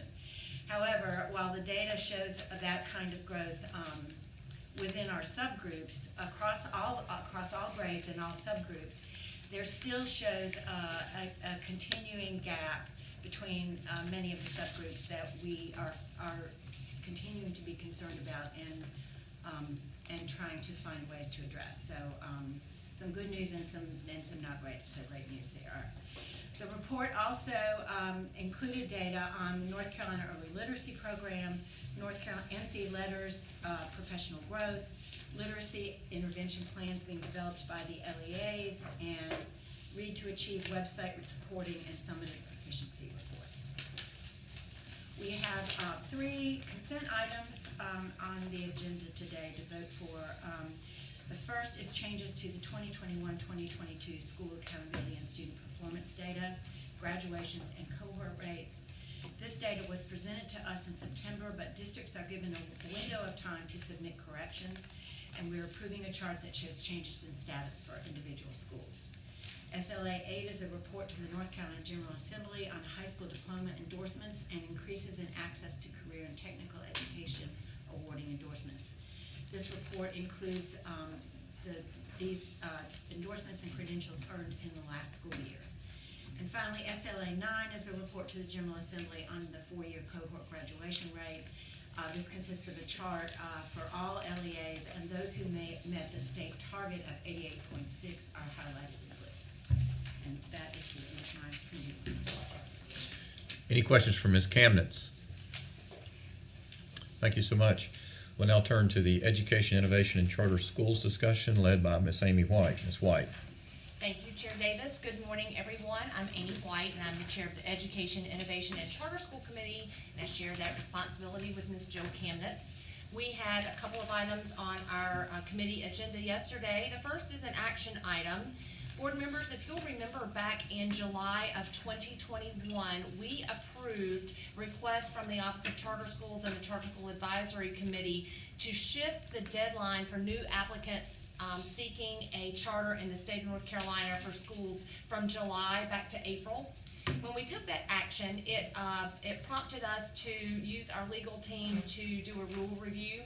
And so before us this month for action is a change in the rule that does in fact shift that deadline from July back to April. The change will provide charter school applicants and the Charter School Advisory Board, along with the Office of Charter Schools, additional time to review applications as statutorily mandated by GS 115C-18.2.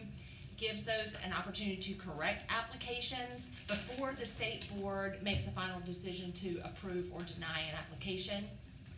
So today we'll be asking for you to approve that rule change and the wording, shifting the timeline from July back to April. Then we did have 3 discussion items. EICS 2 and EICS 3 focused on our virtual charter school pilot program. The first was a pullout, specifically focusing on the virtual charter school enrollment numbers as approved by the General Assembly in that extension because of COVID-19. If you'll remember back in August, we had charter schools that were enrolled above the statutory allowed cap. We agreed to allow those schools to keep those students, but not allow any additional students to be added if students enrolled.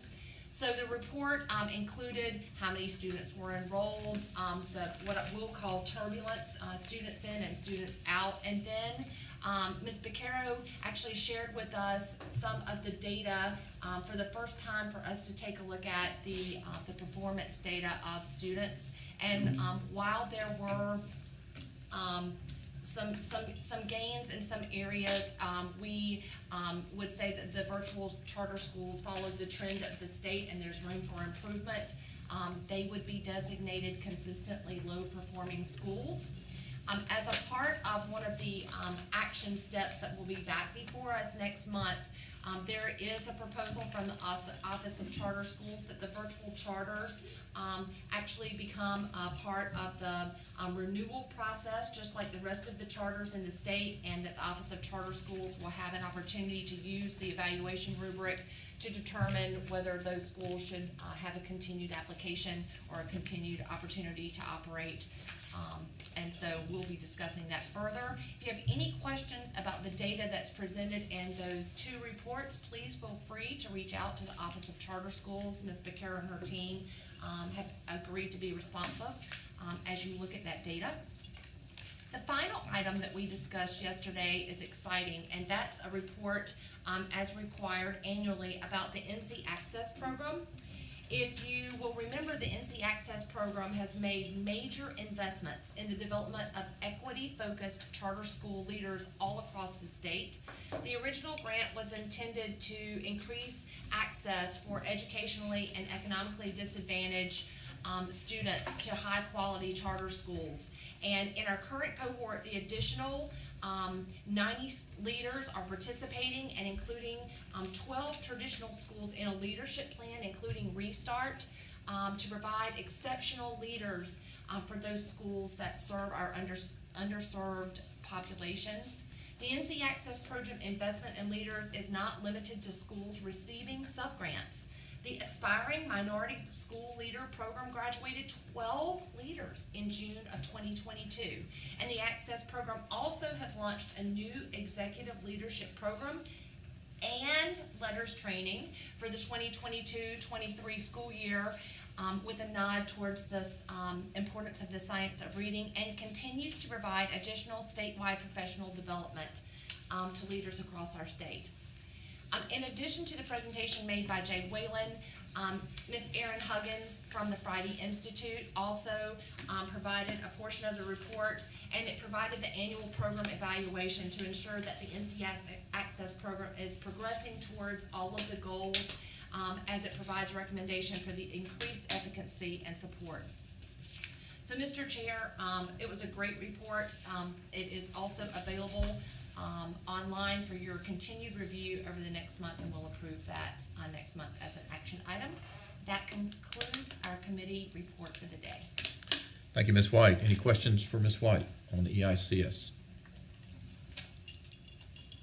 Hearing none, we'll now move to Healthy Responsible Students, led by Mr. Reginald Keenan. Mr. Keenan. Thank you, Mr. Chair. Good morning, everyone. I'm Reginald Keenan, along with Mr. Alden Duncan. We are co-chairing the HRS committee. And Mr. Chair, we have one item for action. And as you know, back in March of 3rd of 2022, we adopted the temporary rule for interscholastic athletics and the Ministering Organization for High School Athletics. Yesterday, Mr. Brandon Walker presented that rule to become a permanent rule, and we asked that the board adopt that as a permanent rule going forward. And with that, that concludes our report. Thank you, Mr. Keenan. Any questions on that item? And our thanks to all who put a ton of work into getting us to this stage in a short period of time, particularly our general counsel. Correct. All right. I'm going to make a slight change in the order of our reports, and we'll now go to Government and Community Affairs, and I'll turn to Ms. Kamnitz. Yes, I have the pleasure of serving as vice chair of this committee with Chair Wendell Hall. We have two items of new business that we discussed yesterday. Neither one of these are items for action, just information. First, Mr. Falconberry, it updated us on the 2023 North Carolina General Assembly budget timeline. If you'll excuse me, let me pull this back up.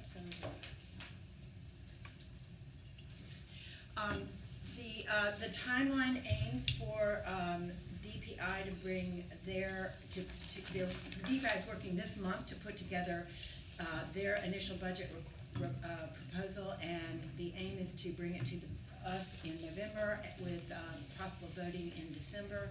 All of this is in order to meet the OSBM deadline of December 2nd, which we may or may not meet, but we will come close to. Then the second item was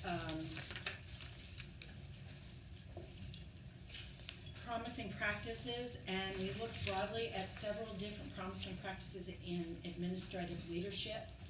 The first,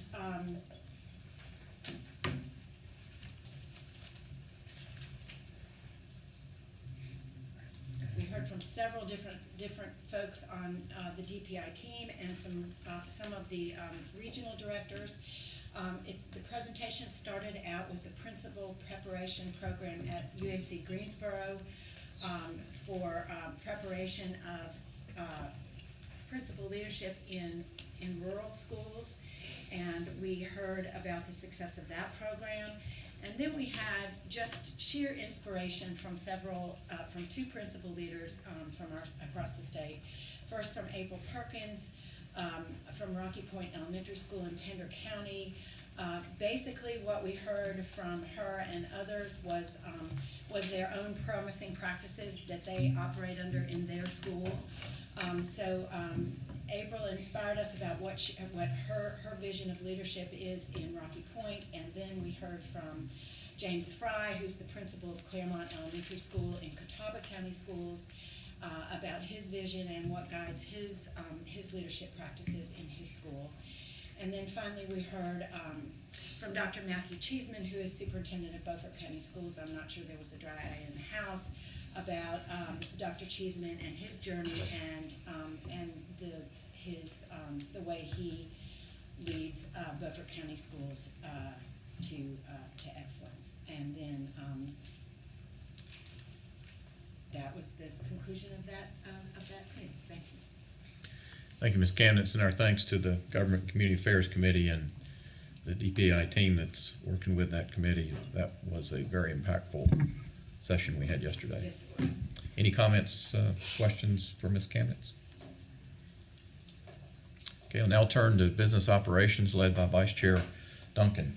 Mr. Duncan. Thank you, Chair Davis. Along with Wendell Hall, we lead the Business Operations Committee, and we had the misfortune to follow the wonderful government affairs meeting yesterday, which was genuinely moving, as has been, and impactful, as has been said. So our humble offering now follows. Kevin Harrison reported for us on BizOp 1 on approval of 2 contracts for replacement service vans for LEAs and replacement service trucks for LEAs. He also gave us a quick report on the status of gasoline or diesel fuel costs thus far into this school year, which is about on target for the moment with where we hope to be given the reserves that we were able to get put into the budget by the General Assembly. But it's something that will require continuing close observation, particularly with the news yesterday that we saw that OPEC was limiting production, which historically has had some effect on prices and not a positive one for our mission. And we appreciate, we appreciate Kevin and Dr. Harvey and the department keeping close observation of that, and as they did at the end of the last school year when this started and continue to do so. BizOp 2, the third contract we had was Dr. Tricia Townsend presented. This is an annual contract. It is put out annually, but the University of North Carolina at Greensboro Serve Center has developed significant expertise in homeless children, taking care of foster children, and monitoring migrant education. And they have again been provided an award of approximately $1.9 million to help the department head up its efforts in these areas for these very important and valuable students. And that's the other contract we had for this coming year. All that, by the way, is supported by federal funding, which is important to note. BizOp 2 is North Carolina Access Subgrant Program application recommendation for Movement School Southwest. That was presented by Jay Whalen, and we actually had 2 presentations on the NC Access Subgrant. One of them's already been referred to by Ms. White in her report. And the second one was more specific with respect to, because of the way the funding has gone, there's the ability to do a little additional funding for another school, at least one more. And 3 applications were considered, and Movement School Southwest was the one that rose to the top as the next grantee. And so we have before us a vote to approve that sub-grant application to Movement School Southwest. BizOp 3 was a policy amendment that was presented by Jennifer Bennett, our public school budget manager and school business administrator. And that allotment has to do with what we voted on the previous month at the suggestion of the superintendent and the department with respect to allocating some available ESSER III funds in order to keep in place the principal retention supplements in a way that had been scheduled for earlier before the legislation changed during the course of the last session. So those supplements were put into a policy through the allotment policy, and the appropriate changes were reviewed by Ms. Bennett for us. We had one consent item for action, and it's Biz Op 4, and it was a report. This is an annual report to the General Assembly on cooperative purchasing agreements. So the information about the cooperative purchasing agreements was set out.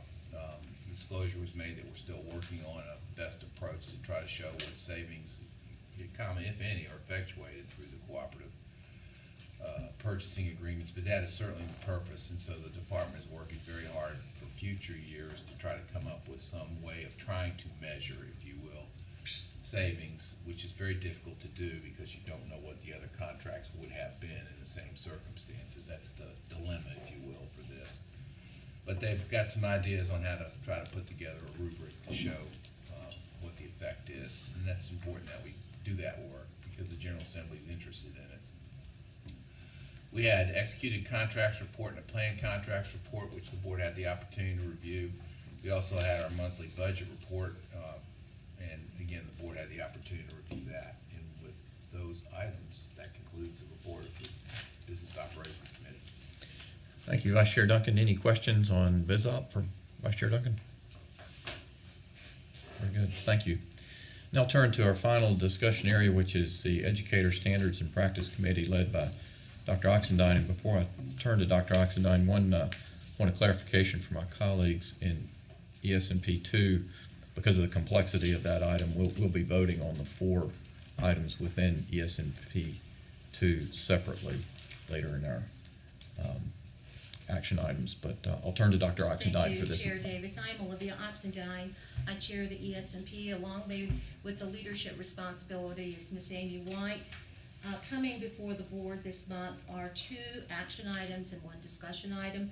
The first action item is ESNP 1, the report to the North Carolina General Assembly regarding the teacher compensation models and advanced teacher roles, the pilot specifically. So Dr. Tomberlin came forward and he gave a very brief overview of the specifics around that study. It is going to be conducted by the North Carolina State University Friday Institute. It covers, the scope of the study covers 6 areas. I think this is important to bring out, to highlight these areas.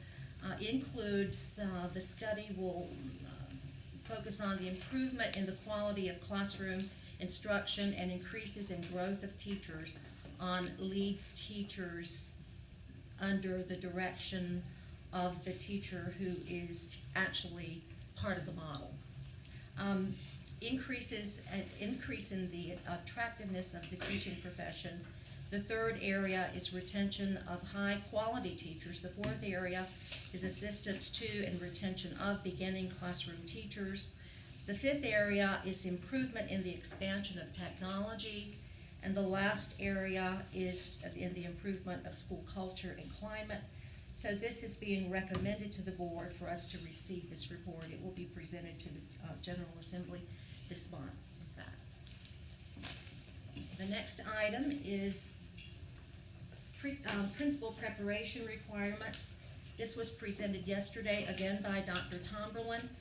As he explained, as well as Ms. Schaefer, this topic is in relationship to a waiver that is resides in Session Law 2021-170, and what it essentially does is ensure that principals who were licensed from 2010 to 2011 through 2020 and 2021, that their licenses are protected. So that's the purpose of the waiver.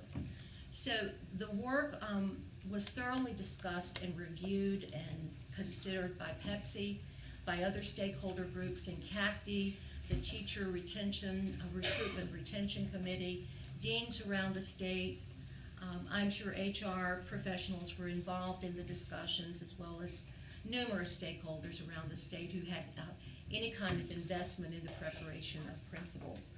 So 4 recommendations will be coming forward at the end of this meeting. One of those recommendations, I'll go through just the general topics. One of the recommendations pertains to the licensure exam versus the portfolio. Another area, the second area for consideration later today, pertains to the year-long internship. Another area pertains to classroom teaching experience.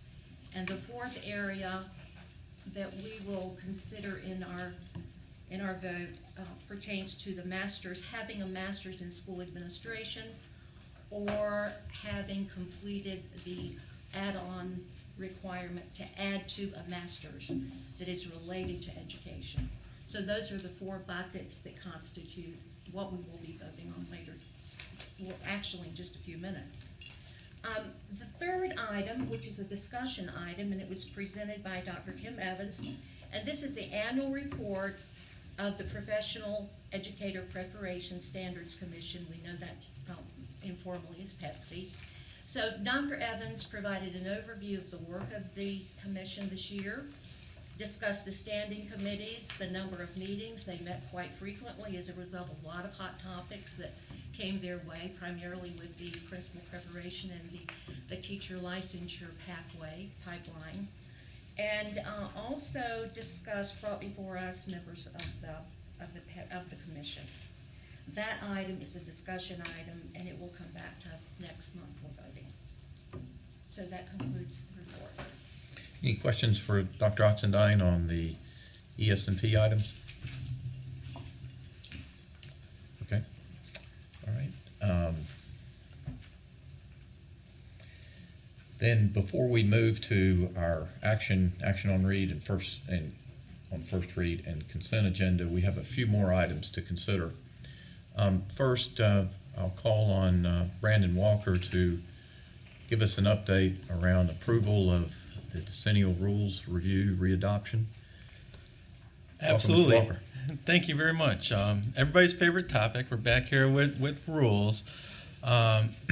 And if everybody remembers, we've gone through the decennial rule-making process up until the point where we've deemed rules necessary, and the rules that were deemed unnecessary have been removed from the books.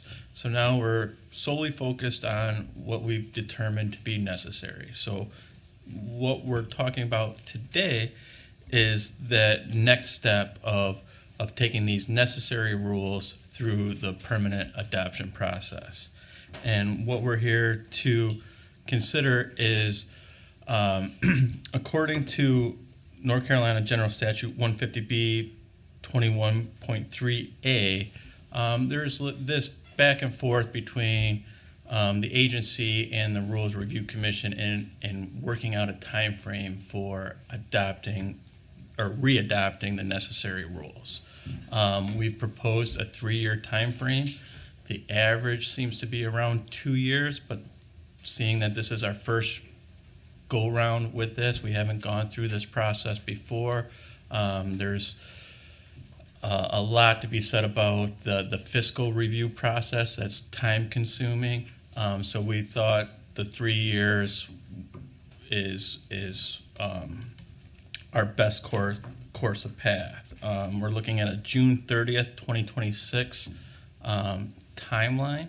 And again, this is just an approval of the state board to then go next week to the RRC and say, hey, we've approved this timeline. We're looking for 3 years, and then we'll see what the RRC says. There's no guarantee that they'll adopt that 3-year timeline. Again, the 2 years seems to be the average, so we're a little bit over that.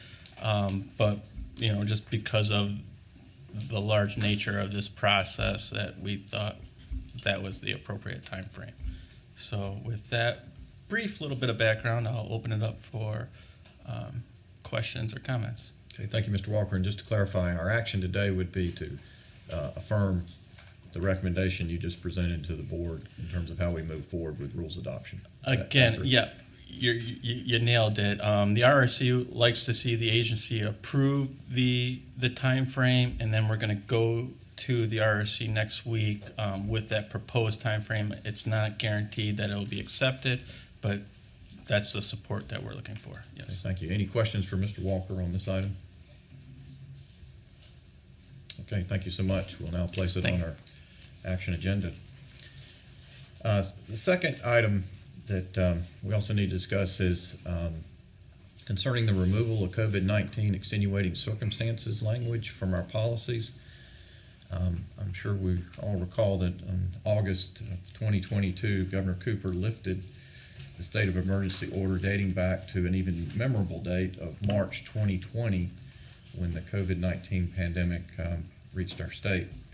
The provisions that were included in the recently passed budget that addressed public health officials' ability to address the pandemic, including changes to ensure flexibility for the State Department of Health and Human Services as they continue to respond to the virus.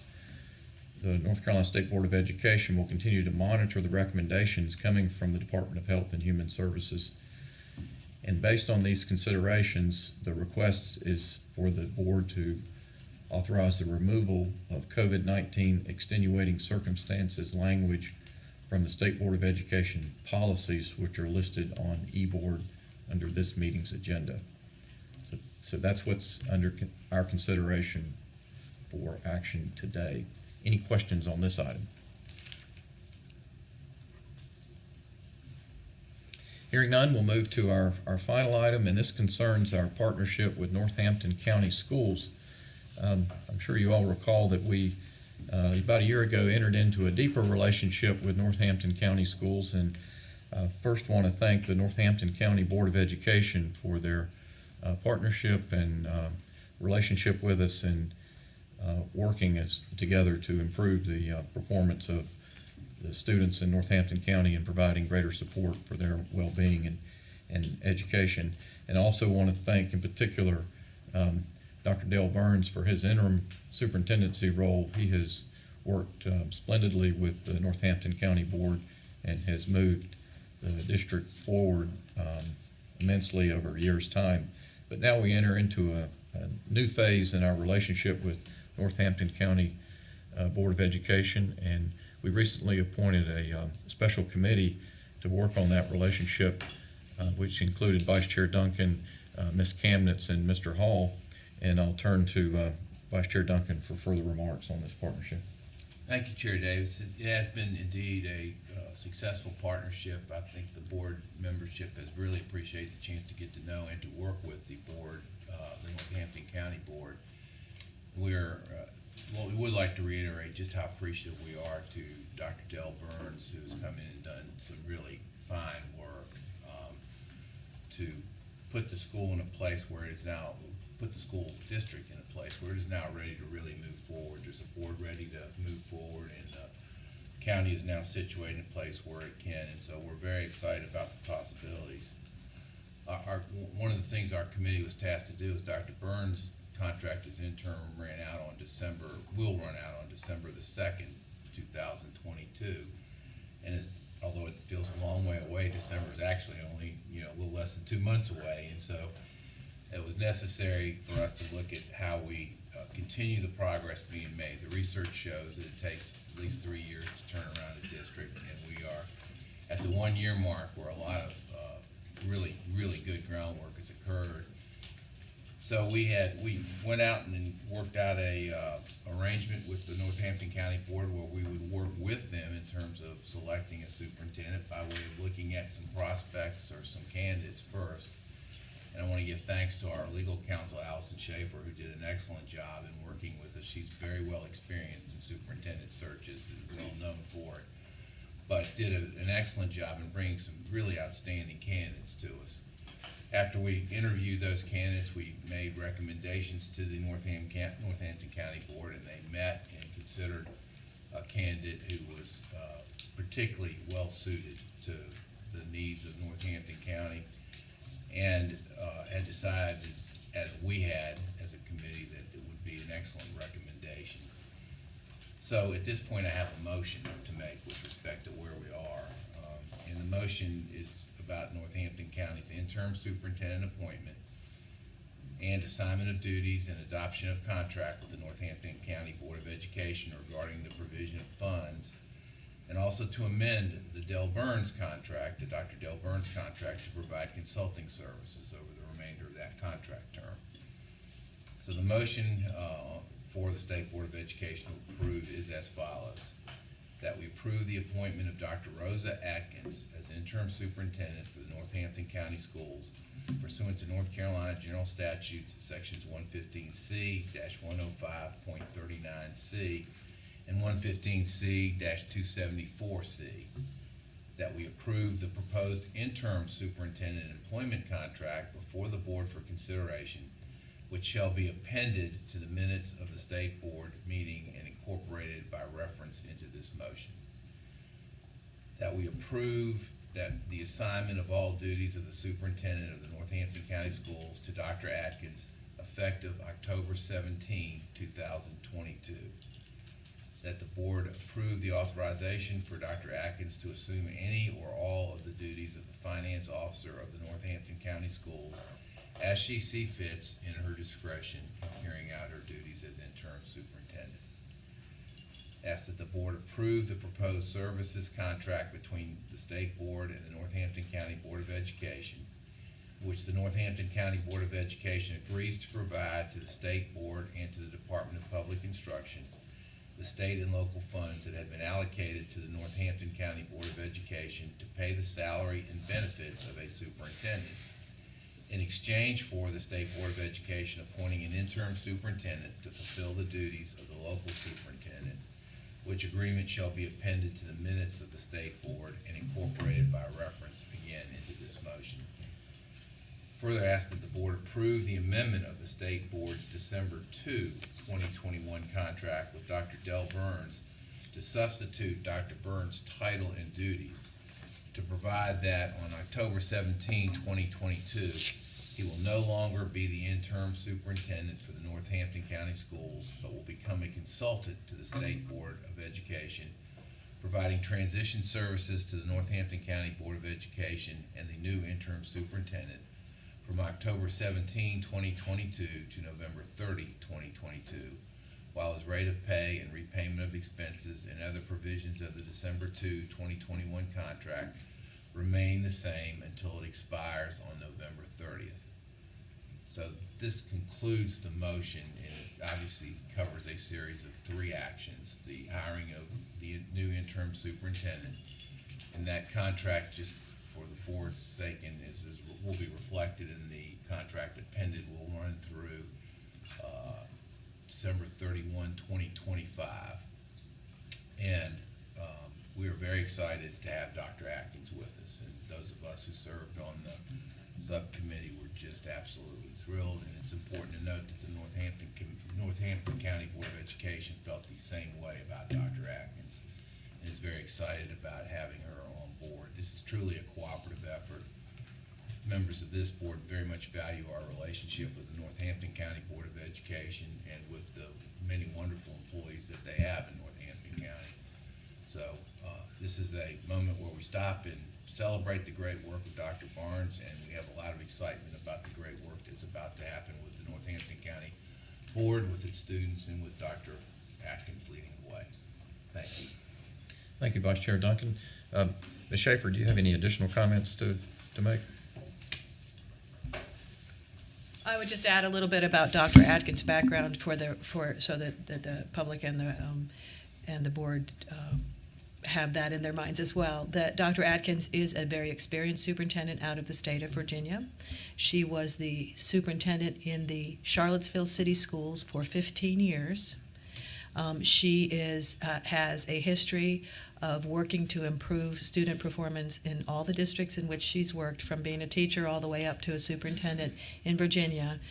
She also did improvement work in the city of Richmond and Caroline County when she was an assistant superintendent, so she has a track record of strong academic improvement in the districts in which she's worked. The other thing I would say is that Dr. Atkins is a native of Emporia, Virginia, and Roanoke Rapids, North Carolina, and so she is familiar with that area and is very excited to be coming home. She is retired from the state of Virginia, has been serving in the capacity in different capacities as the State Department of Education in Virginia, including a short stint as interim state superintendent for about a month between superintendents, and she wants to get back into the school districts, and this is home for her. And so we just believe it is I think the panel and the local board are very excited because they believe it is a perfect fit for them, and they're very excited about her bringing that experience. So wanted to add that. Thank you, Ms. Schaefer. One final comment. The action that we're considering taking today certainly demonstrates our ongoing commitment to the students of Northampton County.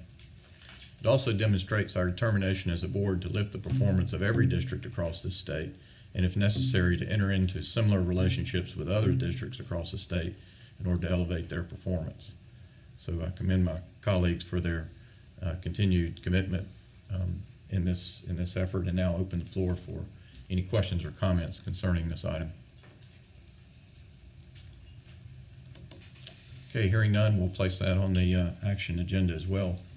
In fact, that now brings us to our voting items of action on first read and consent.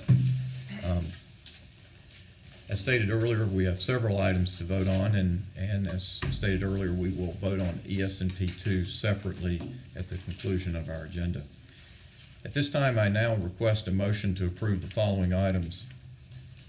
Meeting minutes for the August 30th through 31st and September 1st State Board of Education meeting, SLA 1 through 5 and 7 through 9, EICS 1, HRS 1, ES&P 1, BizOp 1 through 4, the limited license and initial professional license recommendations received yesterday in closed session, approval of the decennial rules review readoption with a proposed completion date of June 30th, 2026 as presented in this meeting, the removal of COVID-19 extenuating circumstances language from State Board of Education policies as presented, and then finally the three items associated with Northampton County Schools. First, the contract to appoint Dr. Rosa Atkins as interim superintendent.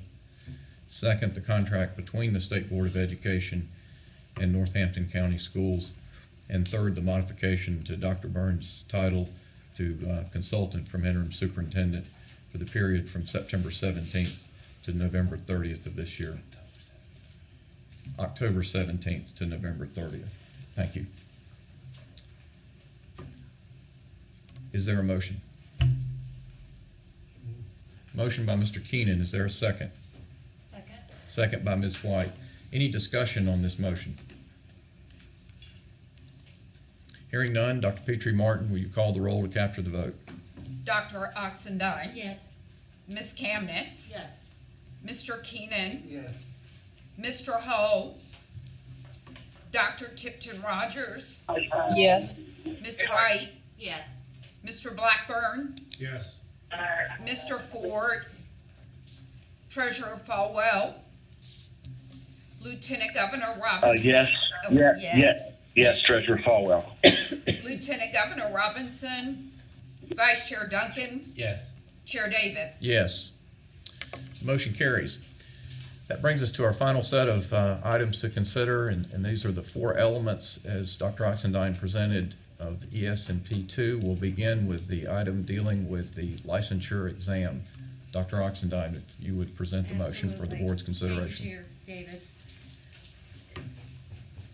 The first item under the licensure exam, I move that the State Board of Education ask the General Assembly to amend General Statute 115C-284 B1-5C to add an alternative, a required evidence-based portfolio as defined by the State Board of Education, and that Department of Public Instruction develop and bring to the board recommended content and a plan for assessing that content. Okay. Motion's on the floor. Is there a second?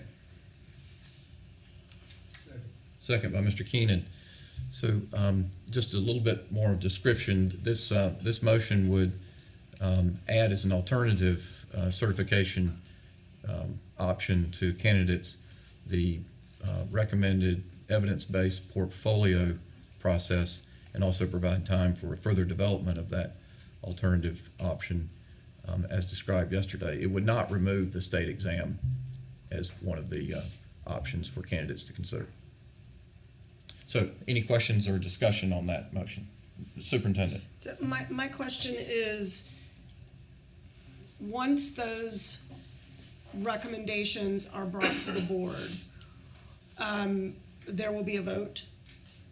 Yes. And would the EPPs then be required to replace or alter their existing portfolio assessments with what the board votes on?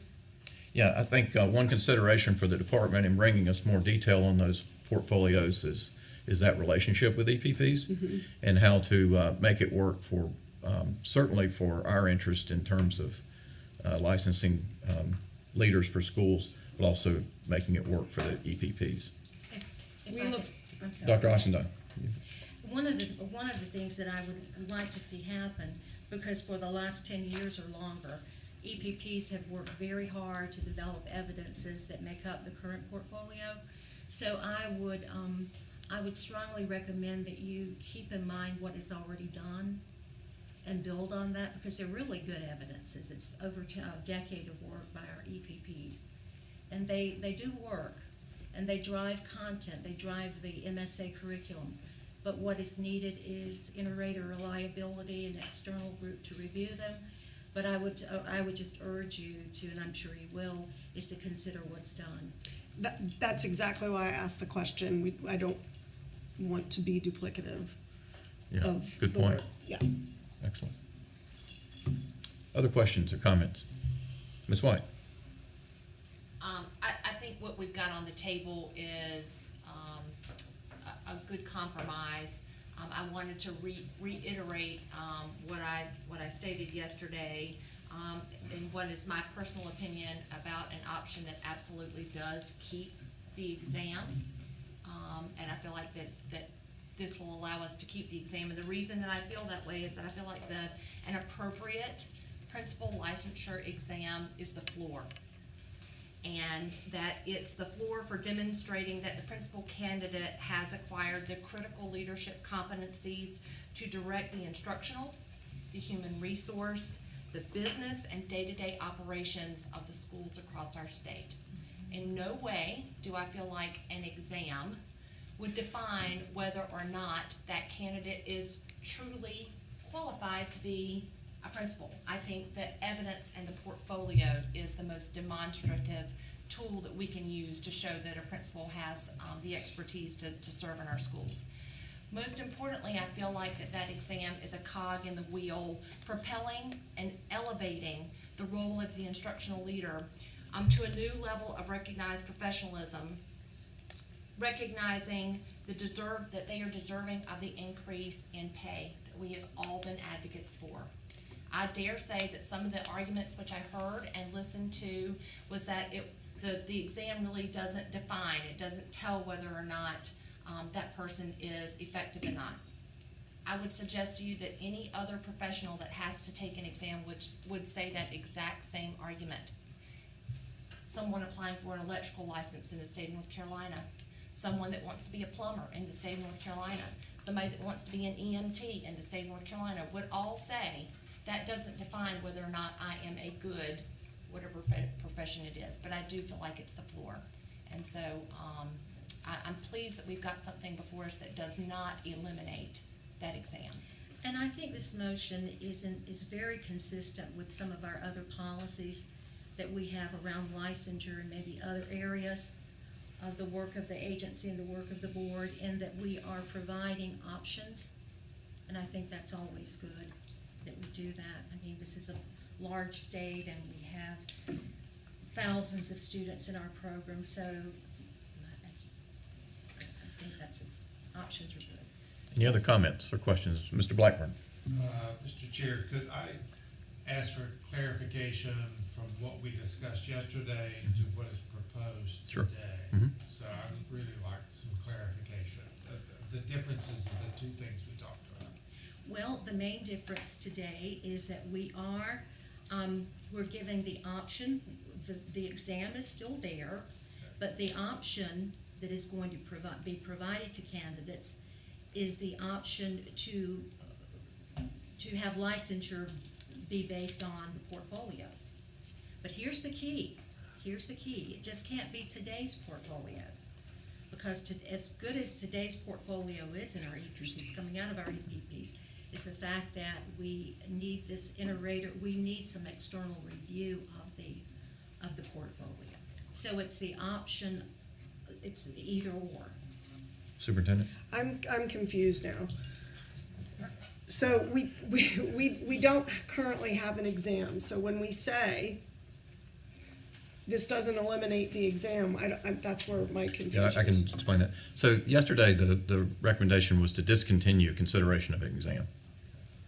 What's on the floor today does not discontinue an exam. It keeps that option available. In fact, to Superintendent, your point would require the development and identification of a state exam that would be brought to us for consideration. So the difference in yesterday's recommendation was eliminate the state exam and go only with a portfolio option. The motion on the table today preserves the state exam or a portfolio option at the candidate's discretion. So how did we get to there being a recommendation for an exam when that wasn't what the recommendation was in committee? Well, as Ms. Schaefer described yesterday, the problem that we're into today, the urgent issue that we're trying to solve today, is to align current practice with the law. The current practice that we're out of scope with is, one, we don't have an exam, and two, we've been using we're trying to add portfolios as a solution to that alignment of law with current practice. I was under the impression that we were making recommendations to the legislature to change the law. We are.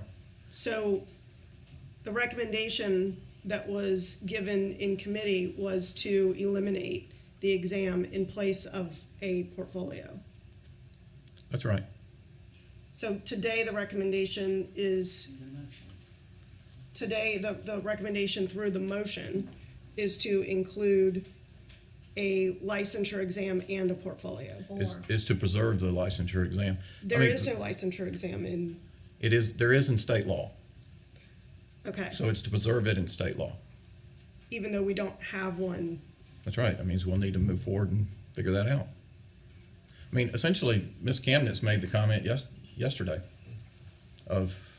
which is consistent to Dr. Oxendine's point, consistent with some of the work that's being done around teacher licensure, providing options.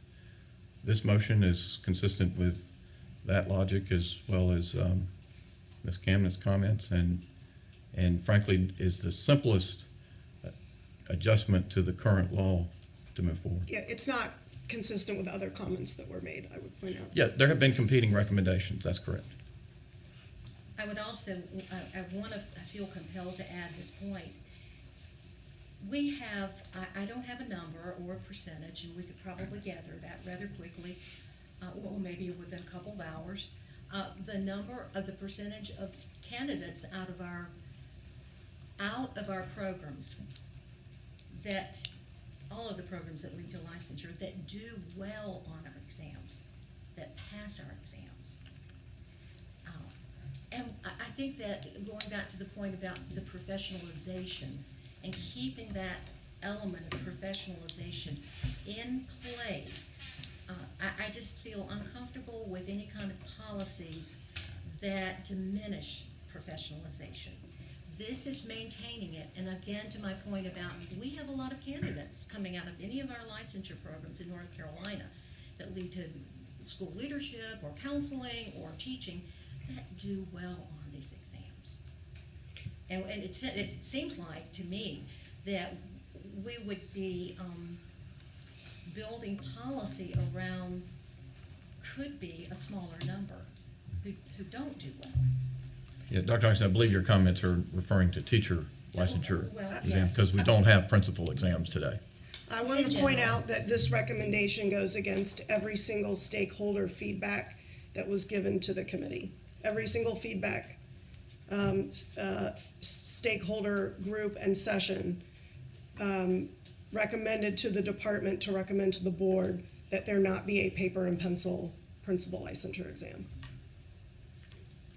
Mr. Drake. Just point of clarification, that this is an option. So I can choose, if I'm a candidate, to take an exam and bypass the portfolio, or I could choose to do the portfolio and bypass the exam. Absolutely. My problem is that most EPPs have interwoven their portfolio process with their course requirements to complete the MSA or the adult license. So how would I bypass the portfolio in lieu of the exam when my course requirements have required me to develop a portfolio? Can I add on to that? Sure. The other question that popped in my mind is the exam earlier, that it sounds like it's gone out of existence 10 to 12 years ago, some period of time. It was described in a way that 100% of the people passed the exam. That is, it was not an exam that sorted anything out particular, even necessarily established somebody having the base knowledge. So, just to play devil's advocate for a moment, and I want us to get through this issue, because I think the principles are gonna be just as good either way. I really do believe that. But is there any risk by having the disjunctive, that is the word "or" in there, that somebody would try to resurrect and take this exam that everybody can pass, as opposed to actually having a very strong portfolio, which it sounds like is what's being relied on predominantly in the field, is a strong portfolio. And I think Ms. White's point is, if there's an exam, it can't be the exam we had before. It's got to be something that actually establishes some form of base knowledge, but doesn't go so far as to say that means you're going to be a good principal. So I think I tried to ask the question, trying to understand both sides, and I could point out weaknesses to both sides if you relied on just one. But I think we all could do that. But the bottom line is I'm trying to listen to what the field is. It's becoming more and more apparent to me that although it's not perfect, the portfolio is what really matters the most in terms of trying to get a read on who's the best principal might be as you're looking ahead. But that's not going to work unless that person has the base knowledge in order to be equipped to do it. So, If I could respond to your question about the portfolio, this is where the agency would come in play to design, think about, do the research, because we need to do additional research on these issues. I feel uncomfortable that we haven't done that.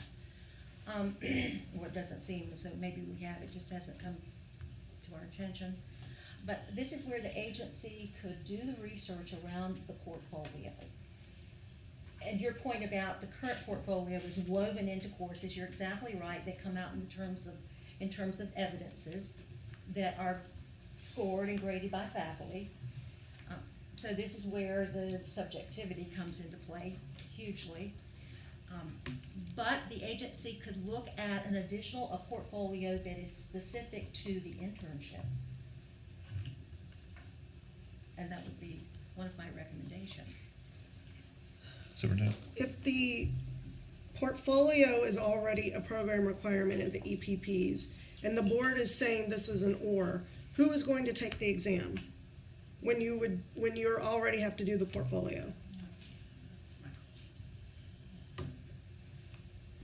here's the worst case scenario: somebody who's doing miserably with the portfolio but can pass an exam that's not a particularly real test of skill or knowledge, not skill, knowledge. So that would be your worst case scenario. Yeah, it's true. So either case relies on an exam that is effective and a portfolio method that is effective. So I think our next task would be to ensure that both of those, if this motion passed, would be to ensure we have a test that's effective and a portfolio process that's effective. If either one is not, then we should discontinue. It's still a choice though, right? Right. And who would get to make that choice? Excuse me. The candidate. The candidate. I would assume. The candidate. Yeah. Probably with some advice from faculty and others. I'm just wondering, would the EPPs develop a program around direction toward one or the other? Probably both. Like- And there should be alignment, between the portfolio and an exam. I mean, good theory would expect that, good practice. Superintendent Truitt, do you have somebody on staff that's capable of committing the time to come up with a template to evaluate the portfolios? I would say that it would involve, that in order for that to happen, the bulk of that work would be done by our partners in the EPPs. So the short answer is no. And that's not our expertise in developing interoperable, valid, reliable assessments. That's not our expertise. Should it be the expertise of the agency to have someone, I know this would have budgetary implications, but I would say someone needs to be in the agency who can answer questions of EPPs around any Monday morning question about, tell me more about the content that the state board is requiring in this portfolio that would be designed by the agency and submitted to the state board at some point for approval. We need expertise in an agency.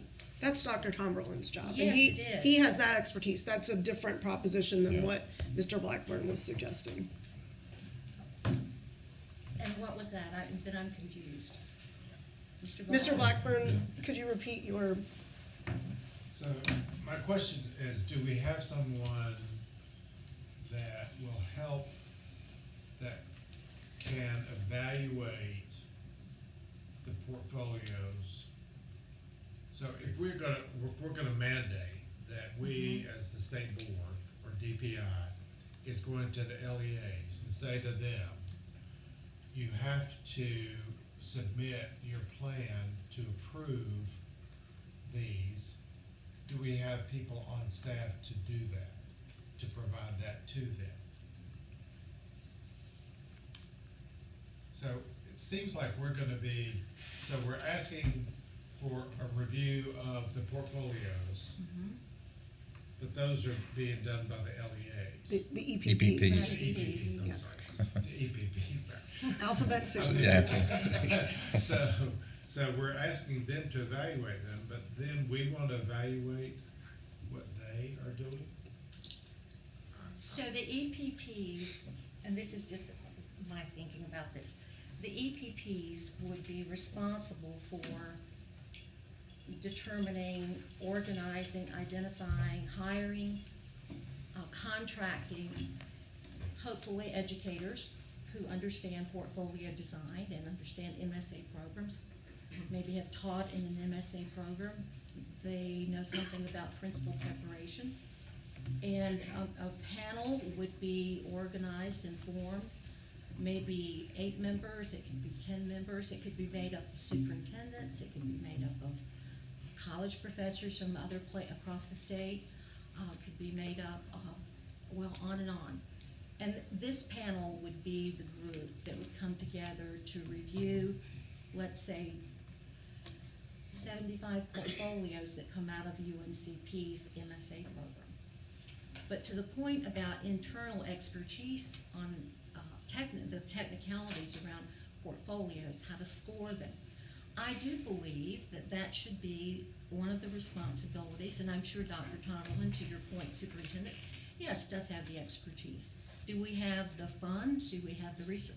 That's a topic for another day. As a follow-up to that, one of the things I heard yesterday from the superintendent that spoke to us is he had 18 principals, I believe, either principals or assistant principals. None of them had more than 3 years of experience.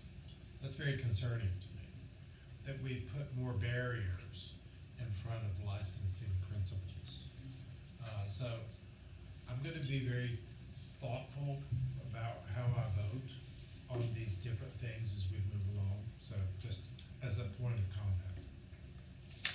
It is a point of tension between putting requirements for licensure and ensuring That we have a number. that they're prepared. That is the tension that we're feeling. Superintendent. I'm still not clear how we got from providing a set of recommendations to the committee that are different from what's being put in the motion today. Yeah, essentially, we received the recommendation from staff, and then yesterday we discussed the recommendation. And the motion came out of that discussion yesterday. So once staff completed their work, sent us the recommendation, then it's in the board's hands to discuss the recommendation, which is what we did yesterday. And this very idea came up in that discussion. Ms. Kamnitz. None of this changes until the General Assembly decides that they are going to act on, take movement one way or the other. So either way, if we were asking to do away with the test, or what this motion is suggesting, that we add another option, the test isn't going to go away unless the General Assembly decides that it goes away, right? I mean, they would have to vote to remove the test from the statute and replace it with the, well, we don't know whether any of that's going to happen. Correct. Ms. White. And if it doesn't happen, then we're still in the position have of to get a test. there needs to be a test. And so I'll speak again about that. Perhaps the fact that the test doesn't seem to have relevancy is related to the level of difficulty that's been suggested. If it's a 99% pass rate, then there's no confidence that it's a current and valid evaluation tool. When folks pass other, I'll call it boards, when a teacher passes a national board, there's a certain amount of prestige that comes along with passing that board. When a nurse passes the nursing board, there is a degree of elevated, heightened acceptance that this person has passed, again, the basic competencies that are necessary as the floor. So perhaps the problem is that the tool, that we don't have a proper tool. Sorry.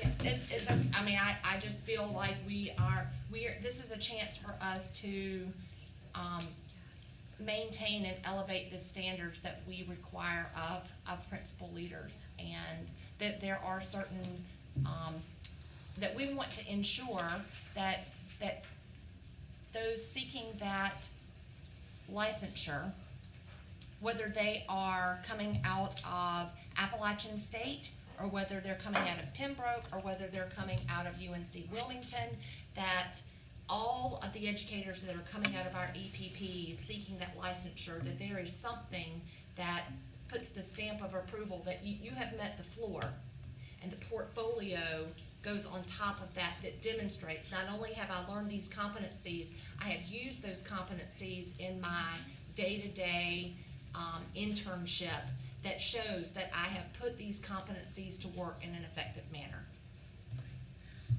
I'm probably going to say something that I hope that I don't think I'll regret it. It's been on my mind for a while, because we spend so much time around this table in other settings talking about why exams and why tests are not the thing to do in public education. And I'm going to say that I've listened to all the reasons for quite a while, and there seems to be a building narrative. Sometimes it's kind of cloaked and it's somewhat hidden, but it's there, and it sounds like this: exams and tests are barriers, and sometimes it's even more clear, and it comes out like this. We just have difficulty getting students and individuals and others of color in our programs, because the exam is the barrier. The tests are barriers. As a person of color, I'm offended by that. that inference, and sometimes it's stronger than an inference. I'm a person of color who had to take exams, my teaching exam. I took a principalship exam in another state, and I don't welcome waking up on the morning of taking a test and having to take a test. I have anxieties like most people, but at the same time, it bothers me to continue hearing this building narrative that tests are barriers to getting in schools of education, to getting into the principal pipeline. And then the following innuendo is that we just have people of color, students, candidates of color, don't do well on tests. I can think of any number of Native Americans who've done extraordinarily well on any exam that's put before them. So whatever happens today with the vote on these recommendations, I want us to be very mindful of the way we continue to talk about exams are barriers. Because there is another story, perking under that, and it has to do with people of color don't do well on exams. And that is so not what we want to be coming and saying and hearing around important tables of policy. Yes, ma'am. I don't know if, I hope that people don't make that assumption that that's what exams are limiting, that they only limit people of color. I think they are pretty equal opportunity in who they limit. Exams, there are plenty of people who suffer from exam stresses, but also to speak to Ms. White's point about the National Board Certification for teachers, that's for elite teachers, right? Like that's like the next, that's not the baseline. And it's a portfolio along with a test. So, which is interesting. It's both. It's a portfolio and a test, but that's for the, for this big honor, not to just become a teacher. It's to become, to get a raise and to become an elite teacher. Something I cannot afford to do because North Carolina no longer pays for that. But something I would love to do in the future. It's on my bucket list for sure. But when I think about this exam that doesn't exist, we need to remember it does not exist. I have a principal's license, and I had to fulfill the portfolio to get my principal's license. And my portfolio consisted of all the principal competencies that are on the current principal evaluation system. I had to consistently prove that in my internship, I learned about and understood all of those things that principals are evaluated on every single year. And I think that as we move forward and think about the portfolio, we have to think about how do we evaluate principals every year and make sure that those connections are made. And I think I'd be a great principal, I just don't want to be. And I didn't take a test. I didn't have to take a test. And I was grateful for that because I learned so much in action. Everything that you learn so much more from experience than you do from a test. I do think that baselines are definitely important, just like what Mr. Ford said about driver's licenses, right? Like my daughter's about to take that test, bless us all, right? But she might be licensed, but she ain't driving, y'all. Like he said, I'm very worried about that. And so as we move forward, I guess what I'm trying to say is, Dr. Oxendine, I really hope that people are not making that assumption, because that would be terrible and wrong. And it's not, that is not the message that we want to send or that anyone should be sending. 2, National Board Certification for teachers is very different from baseline exams. And 3, I appreciate the work that Mr. Wallace's group did to give these recommendations to the board. They worked really hard on those recommendations, and those are the people in the buildings evaluating principals, talking to principals every day, and I don't think we should discount that work. Not at all. Thank you. Not at Yes, all. Mr. Green. I'm sitting here and I've tried to compare examinations, and I know last month you made the comparison to your own PE exam for engineers, and we've compared it. I've heard people compare it to things like the bar exam for lawyers, and I think unfortunately, education is more nuanced than that. It's not as simple as knowing a set of facts and figures that are always true as they are with engineering. It's not as simple as knowing right and wrong. If there was a exact, yes, this is how you principal, it would be a very easy thing to teach and assess through a test. Unfortunately, it is not. It is incredibly nuanced to the time and place that you are in, and that is difficult to measure in an exam. Unless you throw a very unique set of scenarios at it and have someone who's assessing it that's been in those shoes. So that's why I think it's very difficult for us to look at an exam that is going to effectively measure. Now, yes, do you have a set of competencies? Can I read? Can I write? Can I understand? Are there budget things I probably should know? Sure. Those are things that every principal should know and understand. But I think we're trying to make it much simpler than it is for the sake of a score on a piece of paper. Ms. Cannons. I'm just speaking for myself here, because I don't know that anybody around this table knows what the success of this motion is gonna be, but, and to your comments, Dr. Oxton, I think the test is meaningful if it shows that that person has the potential, or has the potential even, or is going to be an effective leader. But the test doesn't show that, and so I would prefer to move towards the portfolio, which does have much more meaning and predictability in my mind, and I have faith in our ability to work out something that does do that. Nobody's asking us to have that fully formed at this point, because what we're asking for the General Assembly is to give us permission to develop that. However, I think it's so important to get the portfolio into the mix that I personally am willing to vote on this motion in a positive way, because I'm afraid if we vote it down, we're losing the portfolio completely. And I would like to see the portfolio go forward. And I may be wrong in that thinking, and I'm happy to hear from you, but it's more important to me to get the portfolio.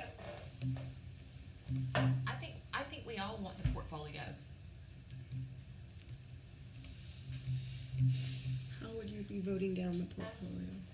If we vote the motion down, then we're back to just the test. Oh, because it includes the test.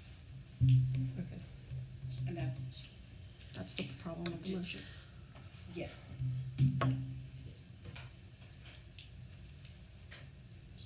But Any other also- discussion? It also gives the option, which, having worked on the Pathways to Excellence, what I was responding to yesterday was the fact that we don't have a test that has any meaning, and, if there is one out there, then, I think would be a viable option. That's what I would say, and I'd rather just as soon get rid of the test until we find one that does have meaning.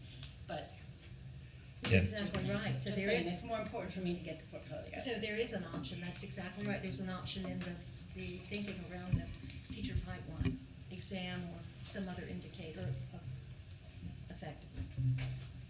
Superintendent. I think that in many ways, we're talking about semantics here. We're talking about the difference between, we're saying that there's a difference between the portfolio and the test. The portfolio is a test.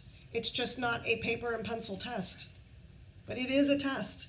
And any teacher who has ever done portfolio assessments will tell you that it is a test. And I am one of them. And it is actually more rigorous than a pencil and paper test that a good test taker can master.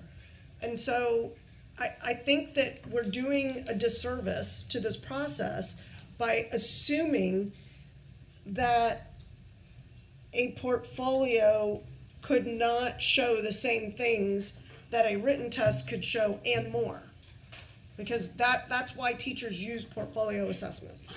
Well, Superintendent, this motion is, allows for that opportunity for the candidate to make that choice.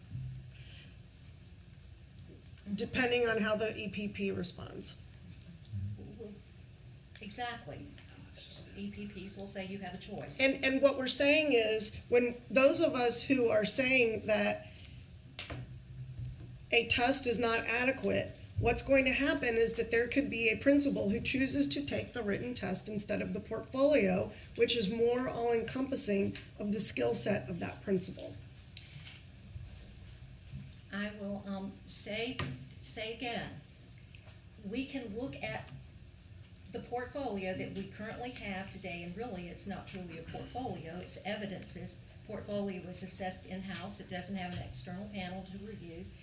That particular, those evidences will still be in play whether the candidate wants to take the exam or not. And those 6 evidences are very rigorous. So decisions about recommending completion of program or licensure could be based on those 6 evidences that are current today in our EPP programs.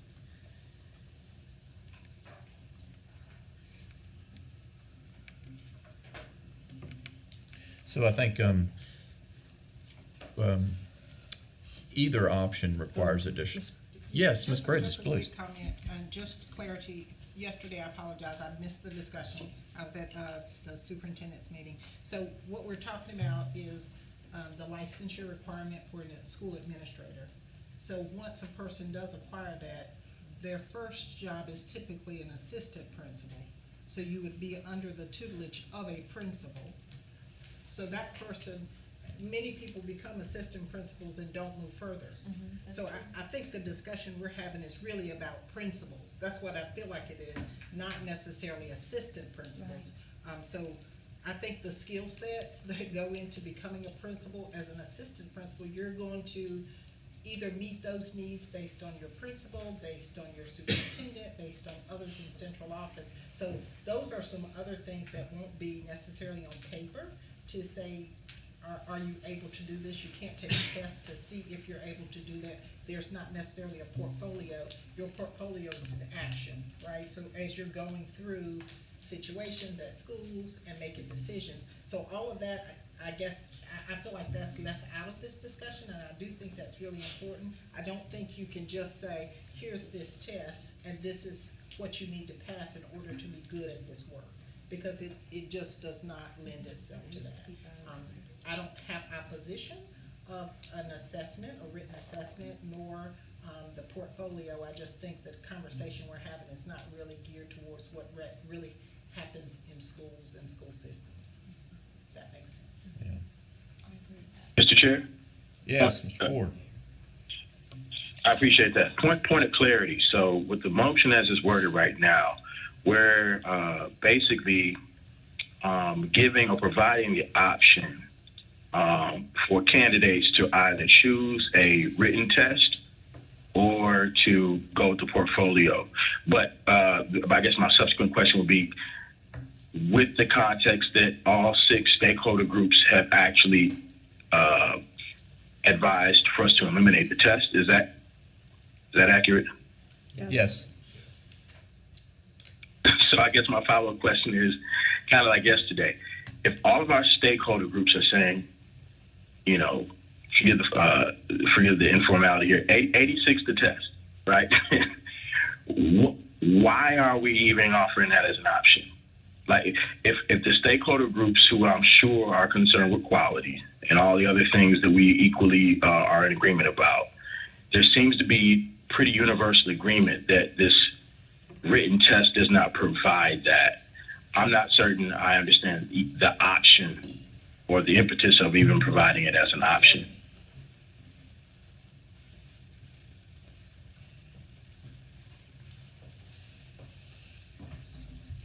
If I could respond, Dr. Mr. Ford.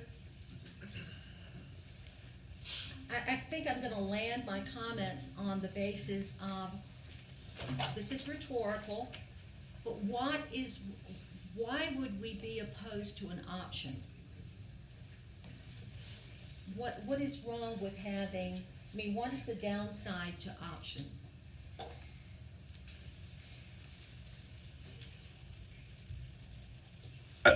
May I respond? Sure. Is that okay? I think primarily because all the stakeholder groups said that they wanted, all the people who we're engaging, who have a share in this work, have advised that we do so. And so, in the interest of efficiency and not engaging in waste, it just doesn't feel like a good use of time or resource. Mr. Keenan? I think Mr. Ford hit it right on the head. I've been thinking, but I think what he just said to me really sort of resonate in the You know, people have looked at it from, you know, the folks that have looked at it have been of different, you know, different races, different ways of life. So it's been thoroughly analyzed. So I feel comfortable that go back to the original. That's how I feel about it. I think to the answer to the question, what's the problem with the option? I think what the stakeholder group and what others are saying is that it's not a valid option. That's the issue. It's, yes, choice is good, but what the stakeholder groups have come back with and what past research has shown is that a paper and pencil exam does not have predictive validity when it comes to the principalship. And so what the group is saying is it's not a valid option. But we haven't had one for 10 years, so how do you know that? National research. But 37 states out of the United States require a principal licensure exam. But that doesn't. Double check me on that number. Is it That's 37? correct. It's 37 out of 50. 39 states, and in some states, I don't have the number before me, but I do know that in some states there are 2 exams. And 800 low-performing schools in the state of North Carolina, and our students deserve the best leaders that we can put in front of them, and there are core competencies that I feel like educators need to have demonstrated that they have learned in addition to the portfolio. That those competencies have to be demonstrated in the portfolio, and the motion includes a directive to the department to work with the EPPs in order to strengthen those competencies so that they do have external validation. I think the fact that 37 states do it is not indicative of anything. It could be that they haven't revisited this issue yet. I think the research that the stakeholder groups looked at was very clear that there was not predictive validity in those paper and pencil tests, and that the exact things that you are valuing in your comments can be assessed in a portfolio. Or as Dr. Bridges pointed out, in one's time as an assistant principal. Superintendent Truitt, I don't know that the state board was provided with, and I know the timeline was tight, but I don't recall seeing a lot of research around the recommendations. I think that's a question for Dr. Wallace and his group. I know that group did a great job on the research. They did lots of readings, and there's a place for that research to fold into, we haven't even gotten to the motion around the internship. But that is a perfect look, and when we deal with the motion around the internship and then it becomes a reality, that is where the recommendations from the Principal Advisory Committee will be very pertinent. So considering that we've got 3 more ahead of us, I'm going to bring the discussion to a close and we're going to make a decision and move on. The motion on the floor has been discussed, and I'll now call on Dr. Petrie Martin to call the roll to capture the vote. Dr. Oxendine? Yes. Ms. Kamnitz? Yes. Mr. Keenan? Nay. Mr. Hull? Dr. Yes. Okay, Dr. Roger, yes. Mrs. White? Yes. Mr. Blackburn? Mr. Ford? I can't hear this. I'm getting a lot of background noise as soon as my name has been called. Mr. Ford, we're calling for the vote on the motion for the first item for ESMP 2. Would you mind restating the motion? Is that too much? Yes. I move that the State Board of Education ask the General Assembly to amend General Statute Section 115C-284B1-5C to add an alternative, a required evidence-based portfolio as defined by the SBE and that DPI will develop and bring to the board recommended content along with a plan for assessing portfolio content. Thank you. Yes. Treasurer Falwell. Lieutenant Governor Robinson. Vice Chair Duncan. Flip a coin. I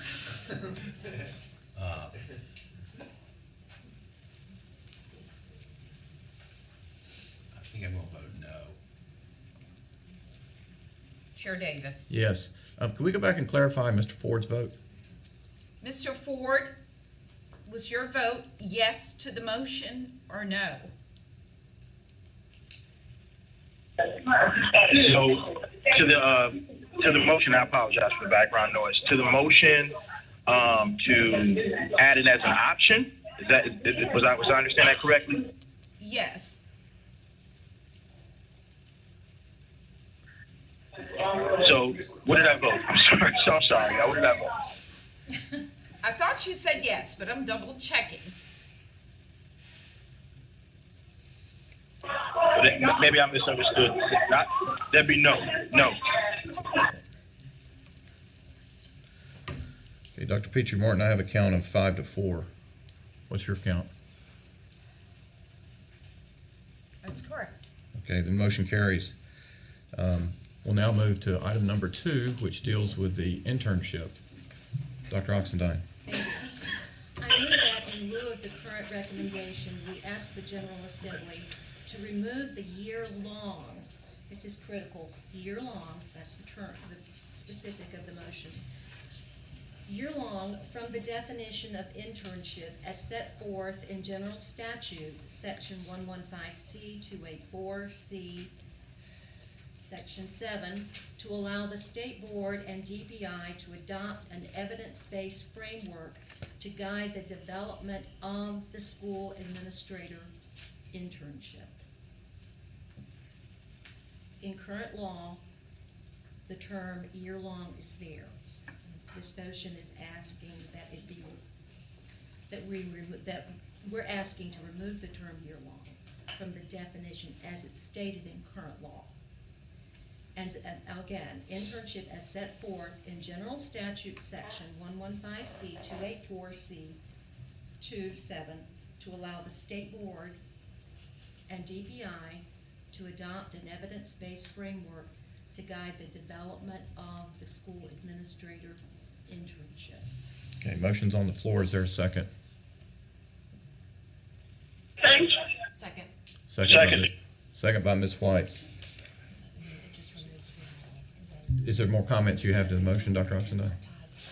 Only to say the recommendation that came before us from Pepsi was to maintain the 10-month internship. The statute says 12-month, year-long. This again is going to give the agency and the State Board some flexibility in making some additional decisions about we could even think about the length of the internship. Should it be based on hours? Should it be based on some other measurement? So again, building on the notion and the advantage of flexibility and options. Okay, open the floor for discussion. I'm sorry, could I hear the motion again, please? I got mixed up with what was the motion. All right, and what I'm was the sorry. explanation. I'm sorry.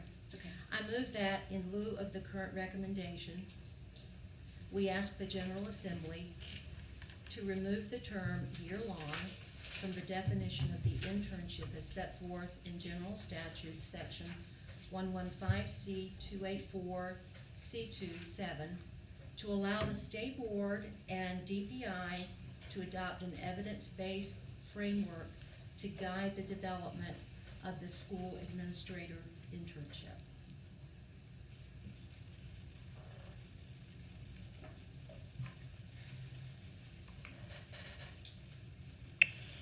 Mr. Blackburn. So the recommendation was 500 to 1,000 hours. So we're gonna take that piece out. We're just gonna say up to a year. Or it really rests It with. opens it up. Yes, it Okay, does. It rests with the agency to bring back, to think that through. Means we don't ask for a specific statute.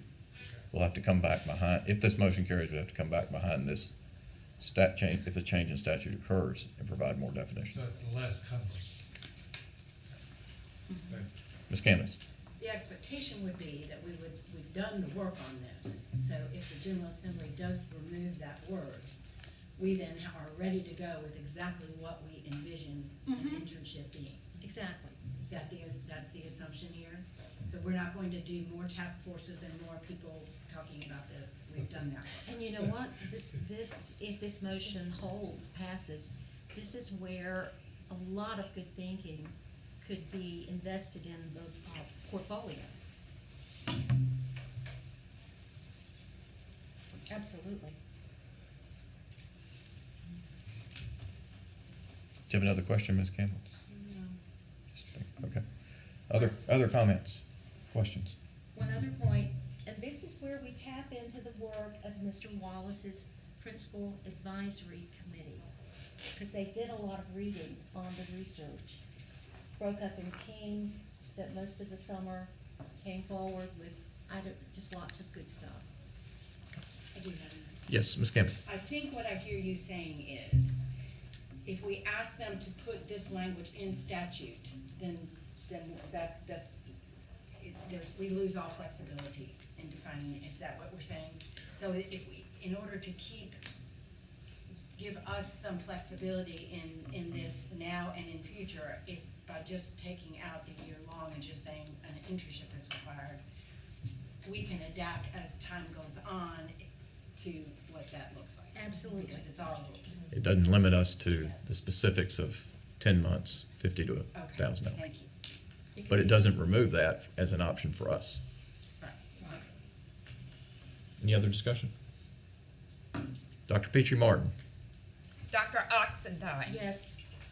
Ms. Kamnitz? Yes. Mr. Keenan? Yes. Mr. Hull? Dr. Tipton Rogers? Yes. Mrs. White? Yes. Mr. Blackburn? Yes. Mr. Ford? Yes. Treasurer Falwell? Treasurer Falwell, yes. Lieutenant Governor Robinson? Vice Chair Duncan? Yes. Chair Davis? Yes. Motion carries. We'll now proceed to item number 3, which concerns the years of work experience. Work Dr. experience, Oxendine. Classroom teaching versus broader definition of teacher. I move that, consistent with DPI's recommendation, we ask the General Assembly to amend the requirement in General Statute Section 115C 284 D1 that an administrator have a prior clear teaching license and at least 4 years of classroom experience to substitute the definition of teacher found in 115C-325 A6 and 115C 325.26, so that other licensed support personnel, such as school social workers, such as social workers, strike school, media specialists, and school counselors would also be eligible for the administrator license. Motion's on the floor. Is there a second? Second. Second by Ms. Treasurer Campbell. Falwell, second. Thank you, Treasurer. Any discussion? Hearing none, Dr. Tipton Rogers. Excuse me, Dr. Petrie Martin. My doctor's mixed up. I'm thinking of you, Donna. Dr. Oxendine? No. Ms. Kamnitz? Yes. Mr. Keenan? Yes. Mr. Hull? Dr. Tipton Rogers? Yes. Mrs. White? No. Mr. Blackburn? Yes. Mr. Ford? No. Treasurer Falwell? Yes. Lieutenant Governor Robinson? Vice Chair Duncan? Yes. Chair Davis? Yes. Motion carries 6-3. Brings us to our fourth and final item, which deals with the requirement for a Master's of School Administration degree. Dr. Oxendine. I'm kind of sad because this closes the discussion. She's School not Masters in School Administration versus other areas, plus the EPP certificate, the add-on certificate, not EPP, add-on. So the motion is, I move that, consistent with DPI's recommendation, we ask the General Assembly to amend the requirement in General Statute Section 115C 284B1 and D1 that an administrator have a master's degree in school administration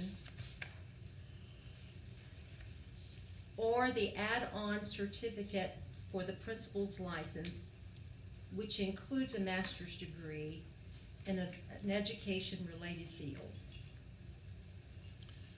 Motion by Dr. Oxendine. Is there a second? Second, Mr. Black.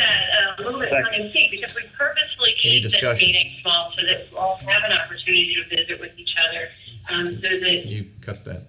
Thank you. Appreciate it. Any discussion? Dr. Petrie Martin. Dr. Oxendine. Yes. Ms. Kamnitz. Yes. Mr. Keenan. Yes. Mr. Hall. Dr. Tipton Rogers. Yes. Mrs. White. Yes. Mr. Blackburn. Yes. Mr. Ford. Yes. Treasurer Falwell. Treasurer Falwell votes yes. partnering with my office Lieutenant Governor for putting these Robinson. agendas together, for bringing Vice Chair people. Duncan. Yes. And Chair Davis. Yes. That motion carries. That concludes our ES&P 2 items. We have one remaining item on our agenda, and I'll turn to Dr. Petrie Martin for that one. Mr. Chair, Yes, Treasurer. just very quickly, I know you're going to the next item, but I just wanted to tell all of our state employees that open enrollment's getting ready to start for the state health plan, and for the 5th straight year, we have frozen the family premiums, and we have frozen the individual premiums, and for our retirees over 65, our Medicare Advantage is zero premium to the member and zero cost to the state. So thank you for letting me give you the update about the importance of health care to our state employees. Thank you for helping to care for our state employees. That's incredibly important. Dr. Petrie Martin. Good afternoon to everyone. Per State Board Policy 006, which is the State Board of Education Rules of Procedure, at a meeting, even-numbered years, the board shall elect from its membership for 2-year terms and until their respective successors have been elected, a chair and a vice chair. So at this time, I'm going to open the floor for nominations for chair of the North Carolina State Board of Education. I nominate Eric Davis. I second it.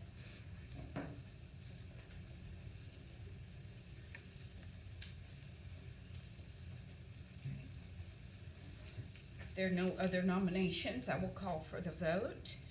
Dr. Oxendine. Yes. Mrs. Kamnitz. Yes. Mr. Keenan. Yes. Mr. Hall. Dr. Tipton Rogers. Yes. Mrs. White. Yes. Mr. Blackburn. Yes. Mr. Ford. Yes. Treasurer Falwell. Lieutenant Governor Robinson. Vice Chair Duncan. Yes. Chair Davis. Yes. At this time, we will open the floor for nominations for Vice Chair of the North Carolina State Board of Education. I'd like to nominate Alan Duncan. My good friend. So require a second, I will second. Yes. Ms. Kamnitz.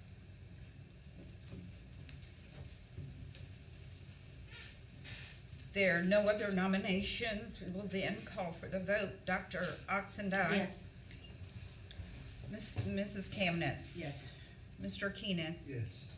Mr. Hall. Dr. Tipton Rogers. Yes. Mrs. White. Yes. Mr. Blackburn. Yes. Mr. Ford. Yes. Treasurer Falwell. Lieutenant Governor Robinson, Vice Chair Duncan, Yes. and Chair Davis. Yes. At this time, based on state board policy for 2022 through 2024, we have now elected the chair and vice chair of the North Carolina State Board of Education. So at this time, I will turn it back over to you. Thank you, Dr. Petrie Martin.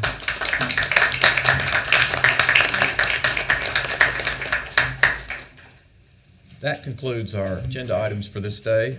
Before we adjourn, I'm delighted to announce that our next meeting will be at the Thomas Entrepreneurship Hub in Pembroke, North Carolina on November 1st through the 3rd.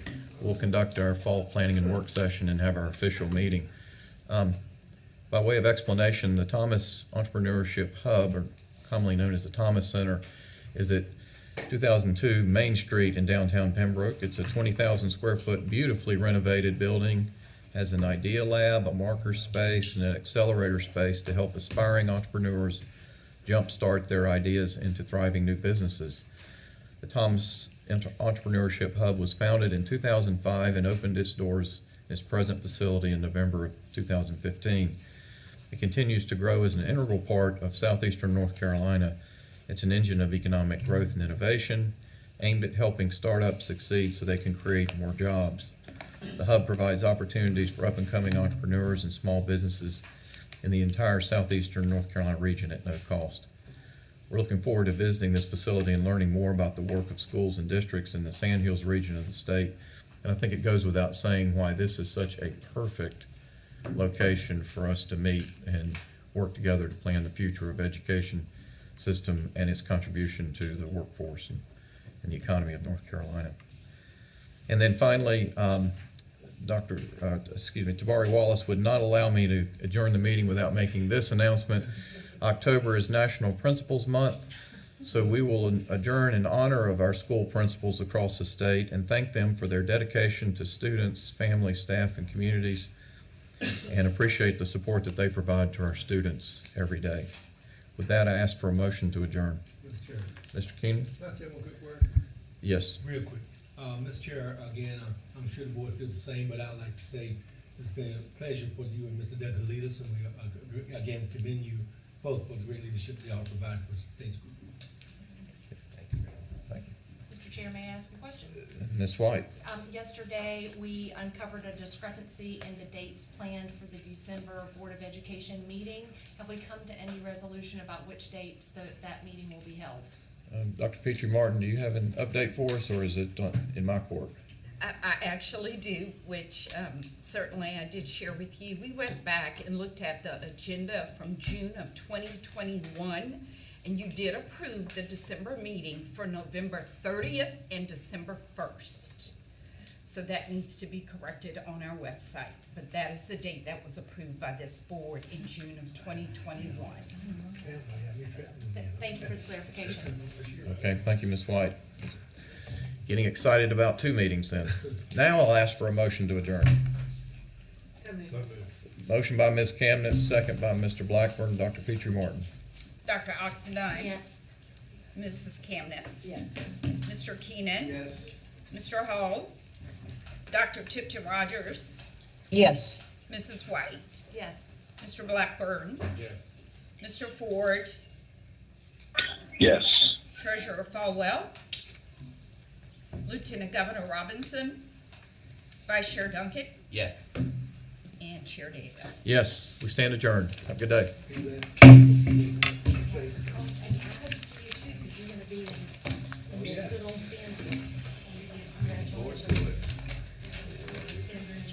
Well, thank you. Whenever it's 20,000 square feet, I thought you were about to live in that. Think about that thing. That's what I'm talking about.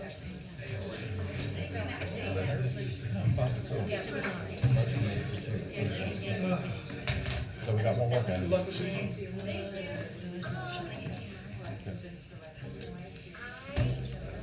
Oh, we're having lunch with superintendents. Olivia, we're gonna have lunch with superintendents back here if you can stay.